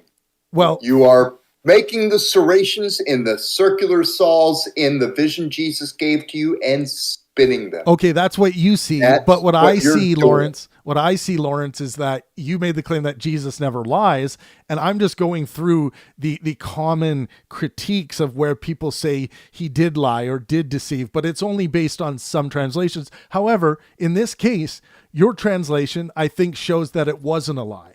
I agree with you. Oh, really? I still think it's a lie. Even reading the King James. Yeah, the King James looks like a lie. I read it. You read it correctly. I read it as well. Yeah. Go ye up unto this feast. I go not up yet unto this feast, for my time is not yet full come. When he said these words unto them, he abode still in Galilee. But when his brethren were gone up, then went he also up unto the feast, not openly, but in secret. Right? That still sounds like he said, "Hey, I'm not going to go up." Yeah. And then he did so, not openly, in secret. Yeah, I can see it. It's not as, I don't think it's as black and white to me. I see it as, deceptive. And ultimately, he said he wasn't going to go.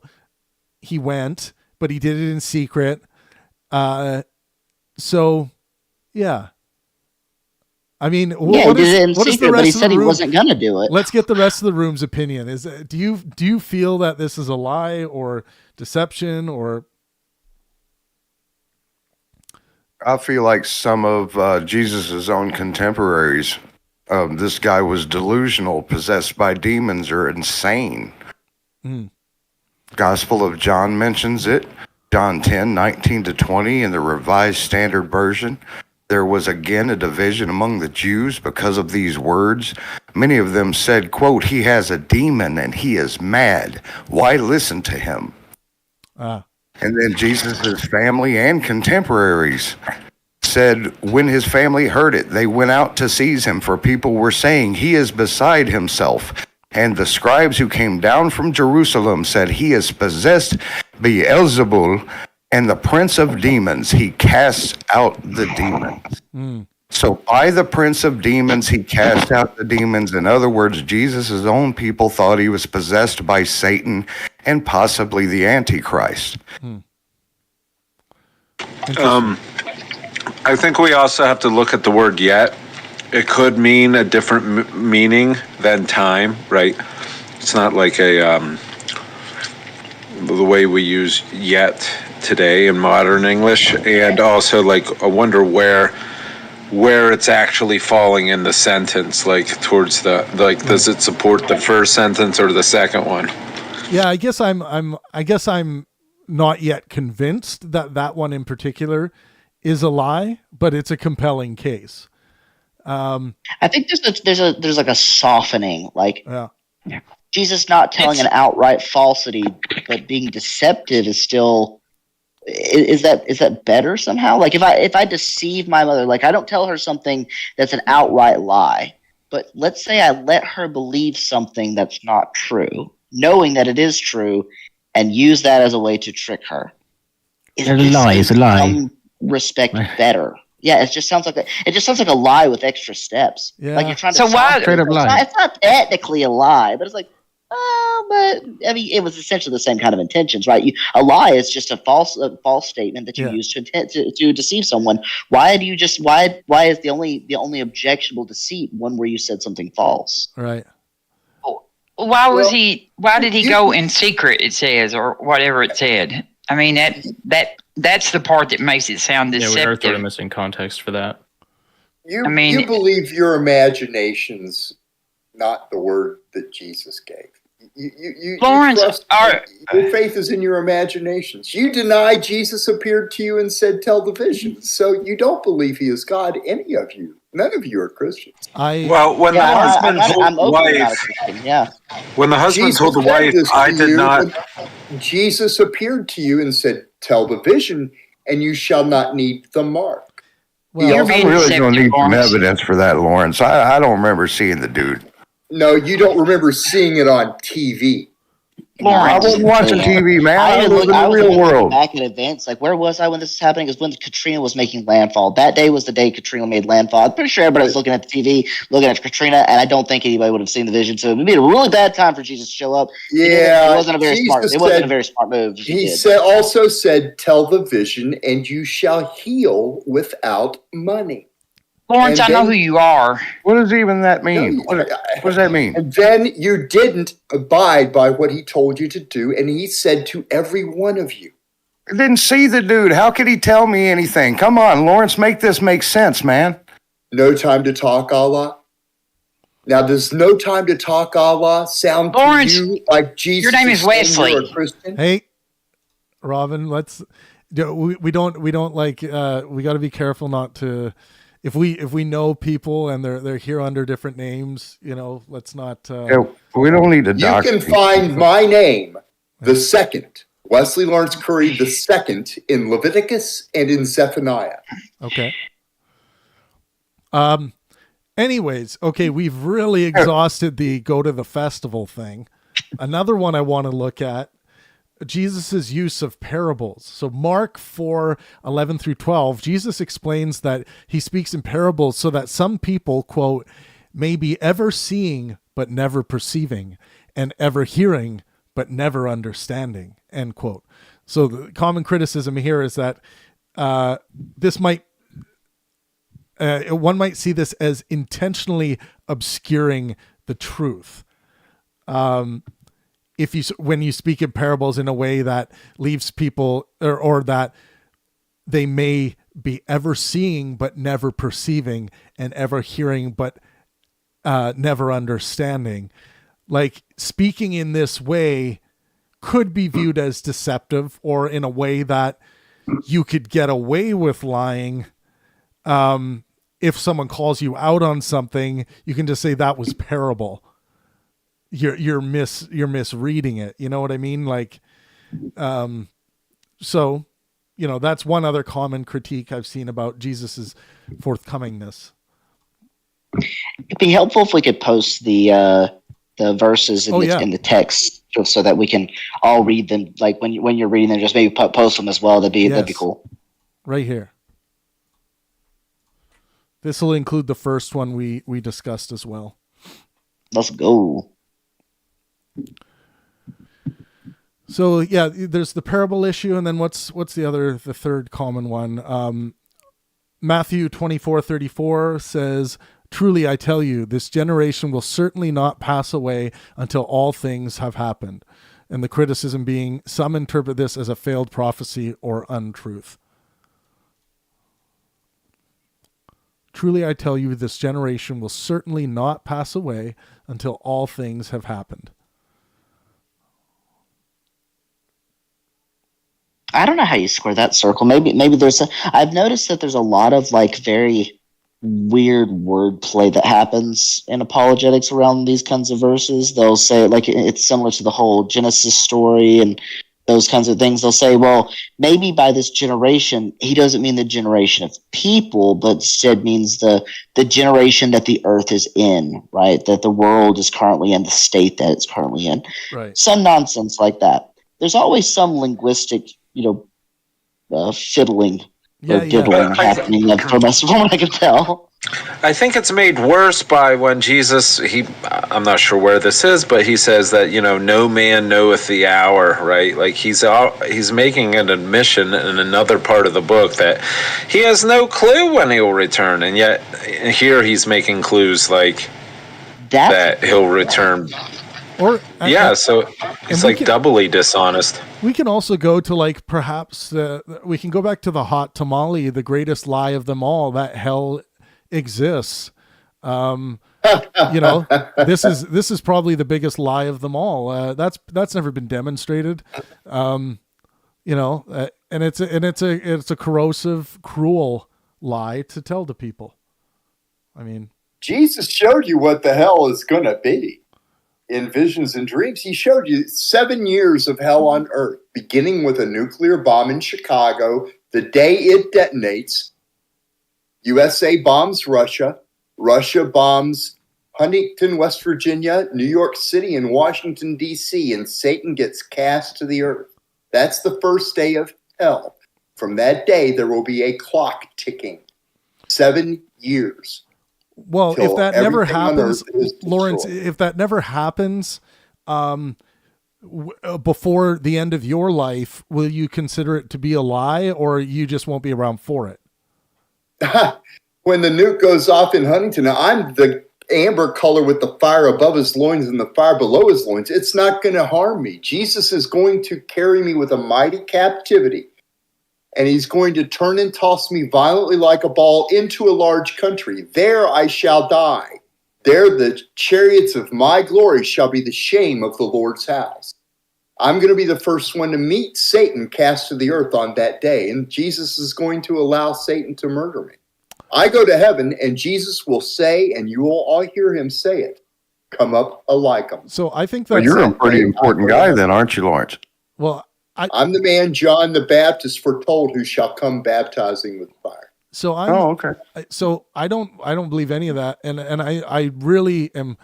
I know that that's not going to happen, and you're not going to be involved in any of that based on my epistemological standards. I've seen the green Volvo, the device, the nuclear bomb, and the 4 engineers that built it in Chicago. I invited the FBI into my house to tell them everything I know about it. They told me not to tell you about it because it would impede their investigation. They're not going to stop it. It's the wheel in the middle of the wheel. When's this supposed to happen, Lawrence? The day, I do not know. When it happens, I'll know. But until it happens, I don't know what day it is. Unfalsifiable. I've seen it with my eyes. Not in a dream, not in a vision. I saw it in Chicago. So what if you die? Would that be a way to prove that you're speaking BS, or is like there a way around that? Like you could still die and then come back and your prophecy would be right. But what if you like died tonight? Like what would that mean for the truth claim? Well, that's your question. Yeah. Would it disprove your thing or what? I'm just wondering. I'm not going to answer your question. Okay. All right. You're not going to answer the question. That's fine. El Rito, why are you tagging me? What's going on in the text? Oh, nothing. It's just resolving the insulting people over there. But no, that was it. Okay, no, well, sorry. let's not insult each other. Please follow the rules. Does anyone else have any gripes against Jesus that they would like to bring up, or would like to level a defense? Yeah, well, I don't think Lawrence really answered. You asked him a question earlier. I don't think he answered it. Talking about like hell and how there's this sort of disproportionate eternal damnation, right? I was trying to get Lawrence's sort of response there. Doesn't that, to you, Lawrence, doesn't it just appear that this would be a vile misjudgment? It would be a poor judgment on God's behalf to do something like that, to have eternal damnation for a finite crime.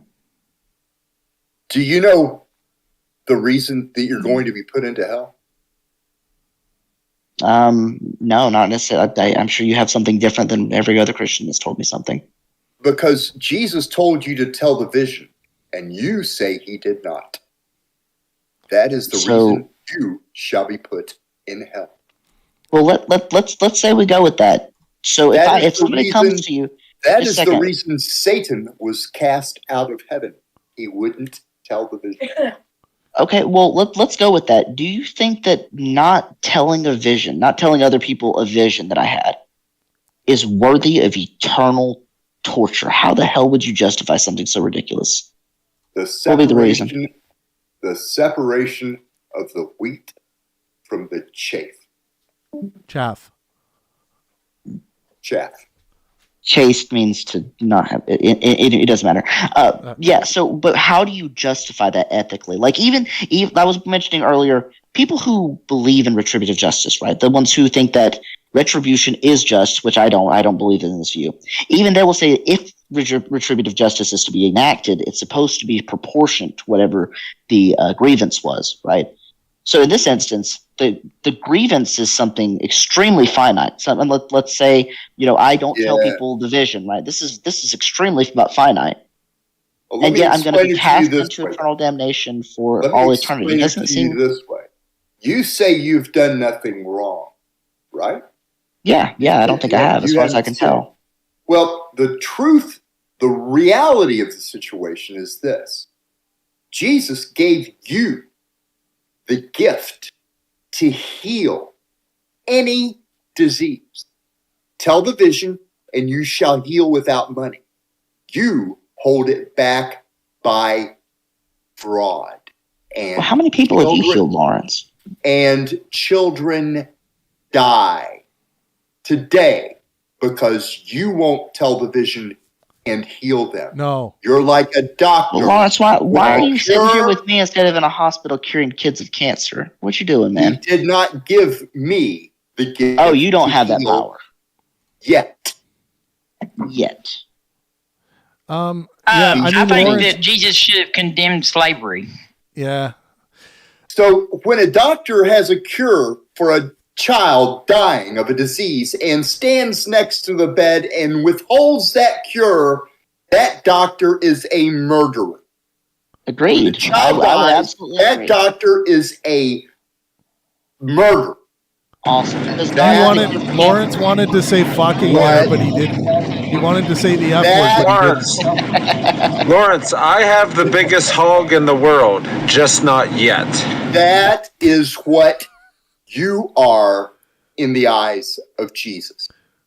We're all murderers. That's cool. I love that. But does God have the cure? I think and Lawrence, does he watch children die? Lawrence is making a way better case for Jesus' immorality than I ever could today. So I know, right? That's what he's making the best. The last time I saw Jesus was in a pizza pub next to Wrigley Field, and he was wearing a Beatles wig. So, he was wearing a Beatles wig, and he gave me a peace sign. Are you sure it wasn't John Lennon? I'm sure it was Jesus, and he was wearing a Beatles wig, and it was hilarious.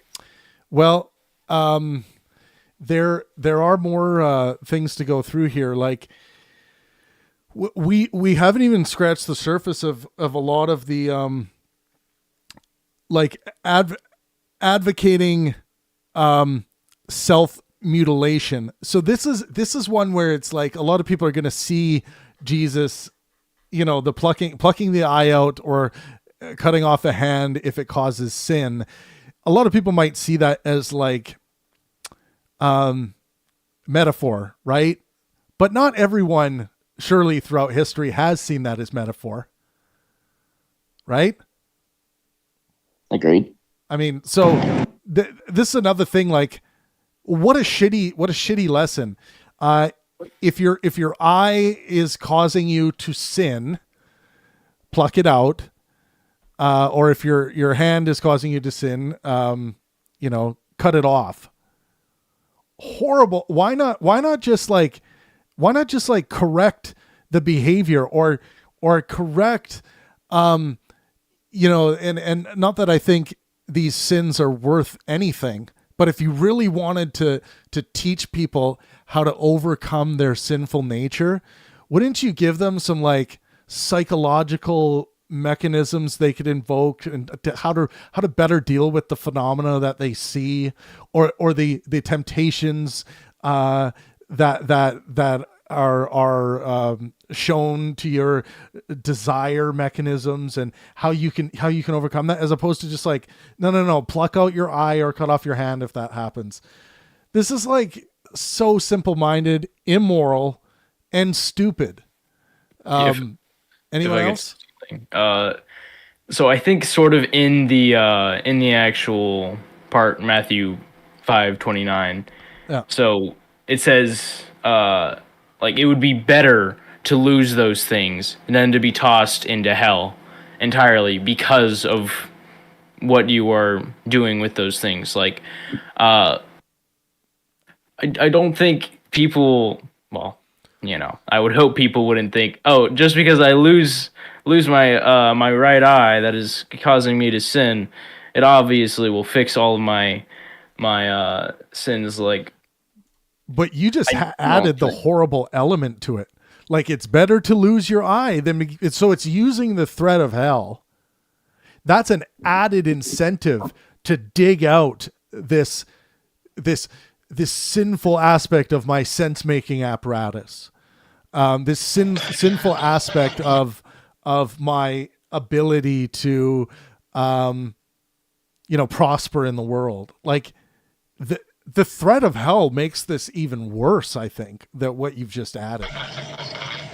Yeah, and you could adopt that to other people too. You could say, like, it's better for me to get an abortion than to, risk that my child grow up to be an unbeliever and suffer hell, right? Get them before the age of accountability. Yeah, well, women have actually murdered their own children for that. Yeah. I was going to use drown them in a bathtub or something like that where you're completely psychotic, but I just said, like, it would be, you could even advocate, let's just not have children or get rid of them because it'll actually be saving them. It'd be like chopping off your arm, right? Like, so that you don't end up in hell. But I'm just saying, like, I could see how this argument could apply to others. Well, you'd be doing them a favor. Yeah. Well, here's another emotionally manipulative thing from Jesus that encourages conflict. In Luke 14:26, Jesus says, "If anyone comes to me and does not hate his father and mother, wife and children, brothers and sisters, yes, even their own life, such a person cannot be my disciple." Let me read that again. This is the rantings of an insane, dangerous person. "If anyone comes to me and does not hate his father and mother, wife and children, brothers and sisters, yes, even their own life, such a person cannot be my disciple." So I find this to be emotionally manipulative and that it encourages conflict. And it also violates a commandment. Well, I get like It's allowed to do that. With the, I need to see the this. new covenant, technically. This is Luke 14. Well, honor your father and mother. Indeed. It violates, the honor your father and mother. But with the new covenant, Jesus is allowed to do that, no? The new covenant did absolutely nothing. Jesus endorsed all the old laws and everything else that has been. Like, I don't think I really don't see, like, when people make the argument of, like, oh, but now we're in the new covenant, like, nothing, like that stuff doesn't matter, or like, I just think it's a cope. Like, it's Christians do this so that they can, like, be like, oh, okay, I don't have to think about all that terrible, disgusting, evil shit bacon and shellfish is yummy. Well, I mean, they put 10 commandments up in valid schools. point, Pangburn, but personally, I mean, it's a question of, like, I judge the atheists based on what they believe, and it is Christian dogma that the new covenant washed away some or all of the old laws. But your point is valid. Yeah, I mean, that it may say that, but this goes to another contradiction where Jesus came not to abolish the laws, but to fulfill them, right? So, I think if someone was being safe, they would listen to what Jesus had to say and be like, oh, okay. I mean, and they would be living like the Westboro Baptist Church. All right, can I make a comment about the Christians who claim the New Testament is pro-children? So, in the Old Testament, it says that you are to kill a child that leads you away from God with a stone. All right, and in the New Testament, it says it would be better it would be better for you to be drowned with a stone tied around your neck if you lead a child away from God. It doesn't say like not to hurt them. So basically, the Old Testament endorses killing the child that secretly entices you to worship another god, or your wife, or your friend, to kill them, stone them to death immediately. In the New Testament, it's not saying like, the biggest threat is, again, secretly enticing a child not to worship Jesus. I find like there's similarities there. Yeah. I guess the similarity is if you are the person directing someone away from this God, it's better to be. You're either to be killed with a stone by the men around you, or like it's sort of like cut your arm off so you escape hell. Like it would be better for you to die by a stone than to do this. I also think that we kind of went too fast past Tart's point about destroying a herd of pigs. So in Mark 5:1-20, Jesus casts demons out of a man and sends them into a herd of pigs, which then drown in a lake. Some design. Yep. This is unnecessary harm to animals. And also this is like, if someone wants to care about like the livelihood for the pigs owners, you could look at it from that perspective too. Like it's just a like sick thing to do. I don't know. You drown a bunch of pigs. You can't think of a better way to do that. Like, I don't know. Hey, I guess I'm the Antichrist. Lawrence probably views me. Lawrence probably views me as the Antichrist. There was a day he drowned all mankind, save for Noah and his family on the ark. Yeah, exactly. That's worse. A terrible guy. He's a terrible guy. We agree, Lawrence. Finally, we have found an area where you and I agree. After today, I would love to get the room's like general sentiments about Jesus. Like I think Lawrence has been clear that Lawrence thinks that Jesus is perfect. I think that Jesus is a crazy, immoral figure, and I think we went through all those reasons today. What does everyone else think about Jesus? Like, this is just refreshed. Like I've always had these feelings, but today has just refreshed and reinforced the reasons why I speak out against Christian dogma and Christianity in general. But, yeah, go ahead, Canaman. I think he was a failed apocalyptic storyteller that couldn't make it in his own hometown and therefore had to go 2 or 3 towns over to sell his bullshit. Yeah, that's right. Anyone else? Like, by his own admission, that's right. Does anyone in here, after what we've talked about today, still think that Jesus is like a moral hero that should be looked at as like, even if you don't believe Jesus was God, that he's a good model as a human being? Because I tell you, I think he's better than Yahweh. Well, that's not saying much. That's the bar. The bar's a little low on that one. Yeah. For example, my grandmother is 1,000 times more moral than Jesus. There's one example. I've never met a human being alive that's like in my life. It's so immoral as Jesus. I do, but I haven't got the time. I'm marking my work. I haven't got the time to talk about it, but I do. I'd agree that the Jesus as portrayed in the Bible is, as you're kind of describing him, but I think that's because of and the majority of Christians are fucking. And look, what Hohenheim is saying is true, that I am judging Jesus based on how he's being represented in the Bible. That's all I got. So that is true. That's where I'm getting my information, but that seems to be all I have to go on. I'd agree. I think it'd be difficult to say Jesus was perfect, right? At very minimum, given this conversation, if anybody listens to it, if you still think Jesus is perfect, I think this is like fundamentally undefensible. Cognitive dissonance. Well, what your argument is, if I touch your argument, it will cut my hand off. Right. Your argument is rusted gold and silver spinning around half in the ground and half exposed. That's your argument. Okay. Okay. Anyone else? And yeah. And to respond to a point that you brought up earlier, people might say, "Oh, well, Travis, you're judging Jesus by your sort of like mortal human sort of perspective and blah, yada, yada, yada. How, what grounds do you have to call him immoral, yada, yada." This is just a big old red herring. Yes. It's like, let me change the topic as fast as I can to anything, anything other than the very obvious. And let me make it clear. I am not claiming that I am godly in any way and can be compared to a god. I'm just another evolved ape that thinks and has its own moral sentiments, just like we all do in this room.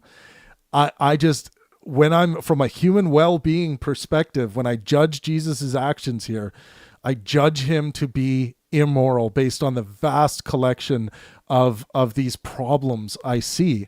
I'm not sure Donald Trump has done as bad acts as Jesus Christ has. So that's where I'm at with Jesus. I think Donald Trump's a rapist, so yeah, he has. Jesus created good and evil for his purposes. So I will say to what Robin said, if in fact Donald Trump has raped someone, then yeah, he would be worse. I don't know the facts of what you're talking about, but yeah, that would. You don't know that. Well, I mean, the judge that sat in his adjudication court case said that it was shown in court that he did.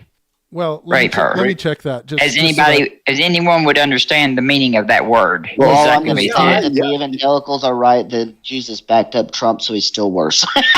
Okay, so the rape of a woman, horrible. You guys, I want to read something. Worse than hang on. I want to deal with this because it's really important. These are really important things. So, President Donald Trump has not been criminally convicted of rape. However, in May 2023, a New York jury in a civil case found him liable for sexually abusing and defaming writer John Carroll, awarding her $5 million in damages. The jury determined that Trump sexually abused Carroll, but did not classify the act as rape under the New York's legal. Okay, so he's a sexual abuser.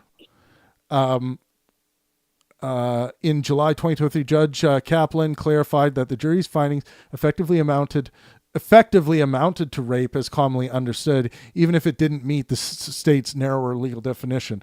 Okay, yeah, it's important to note that it was a civil proceeding, not a criminal trial, so Trump was found liable rather than convicted of a crime. Additionally, Trump was faced with other allegations of sexual misconduct. So yeah, he's an abuser and by many standards a rapist. So only in the United States would you have a statute of limitations, which is why she could not bring those kind of charges against him. So now Robin, with good information here, has caused me to change my mind. It goes Trump, then Jesus. Okay. Jesus put Trump in office, and Jesus is going to take Trump down. Well, you make. Well, there's another immoral act by Jesus. I want to push. I want to push back a little bit on that. I think it's Jesus first and then Trump, because Jesus just set this whole wars and killings and Rito, you're so right. If we're talking about, I'm talking about Jesus as depicted as a man in Scripture, but if we're talking about Jesus as God, Jesus is way worse than anyone that's ever been. That's fine. He created good and evil for his purposes. Jesus, would you show everybody in that group from the Matrix? I'm ready. Do you know what the Matrix is? In the Bible, there's the word Matrix. Do you know what it is? No. It's the book of... It's a movie. No, in the Bible, Matrix. Okay. It is a book. It is a book that only Jesus can open or shut. It is a book that is everything. Everything that has ever happened, everything that is happening now, and everything in the future that shall ever happen. That is where the visions and dreams come from that matrix, that book. Okay, so biblical use of Jesus, matrix. would you show everybody from the matrix in their heads a vision of the first two times I'm going to meet Donald Trump? Okay, so Exodus 13:12. I think it's time for you to tell me a story. Ooh, what happened there? Someone's music is playing. Someone's music is playing. I think it's Candyman. Oh, there we go. Okay, so Exodus 13:12 from King James Version. Thou shalt set apart unto the Lord all that openeth the matrix, and every firstling that cometh of a beast which thou hast, the males shall be the Lord's. Exodus 34:19, all that openeth the matrix is mine, and every firstling among thy cattle, whether ox or sheep, that is male. Numbers 18:15. You see what that said right there, Travis? Yeah. All the firstlings, right? Yeah. That's a sacrifice. That's a human baby sacrifice to Yahweh. Yeah. It seems like people could interpret it that way for sure. So everything that openeth the matrix in all flesh, this is Numbers 18:15, everything that openeth the matrix in all flesh, which they bring unto the Lord, whether it be of men or beasts, shall be thine. Nevertheless, the firstborn of man shalt thou surely redeem, and the firstling of unclean beasts shalt thou redeem. And the meaning here, that means put to death. So the common meaning here, matrix meaning womb. In these contexts, matrix is an Old English word for the womb. It signifies the opening of the womb during birth. And then the firstborn dedication. These passages reflect a cultural and religious practice where the firstborn male child or animal was considered sacred and belonged to God. In some cases, these offerings were symbolic, and the firstborn were redeemed or brought back through a ritual. So I'm not sure there was a sacrifice narrative here. Why? Well, there was in the what were they called? The Canaanites or whatever, which were actually the Israelites, like it was something like that. But they were caught doing this practice, right? Sacrificing their kids to Moloch, and God said, "I never thought of such a thing. However, I'm very angry that if you were to do such a thing, it wasn't done unto me. I'm jealous." Okay, yeah. So there were some interpretations, applications that have varied through time and cultures, leading to debates about whether they were ever misused. Historical misinterpretations or practices. A lot of apologists will really try to get into that redeemed part or whatever that means, because they do not want it to say that this was a human baby sacrifice to God, right? But if you're giving, that's the only way you give it. The pagan influence here would be in cultures where human sacrifice was common, such as among the Canaanites. And I think this is what you're getting at. There may have been pressure on Israelites to adopt similar practices, which led to repeated condemnations by the prophets. In rare cases, syncretistic practices might have emerged, misusing biblical texts to justify actions like child sacrifice. So there may have been instances of this, sure. But anyways, I think it's something to think about with regards to how Jesus is represented in Scripture. You guys, everyone has access to the internet. You can pull up and see if you can find any more information. Those who come to read this or listen to this episode after, let us know what you feel in the comment section. Thank you for everyone who contributed today. Today's episode was Jesus was not perfect. So by the end of this, like Tart was alluding to, I would be surprised if someone went away, if they come at this honestly, and even if you were to say that, well, the things about Jesus that weren't perfect through our eyes now, those were the things where Jesus was also a human of that age, something like that. but that still would mean that Jesus was not perfect because of that part of him that was human and subject to that age. So think about this really hard. Think if you really truly believe that Jesus was perfect after all of these seeming shortcomings that he has. So yeah, let us know in the comment section. Thanks for everyone who engaged today. We're going to head down to the off-air text chats. So anyone that wants to get involved with our Discord server is welcome to join us. We're going to keep going with the conversation on Discord, and we'll see you guys next time. Thank you.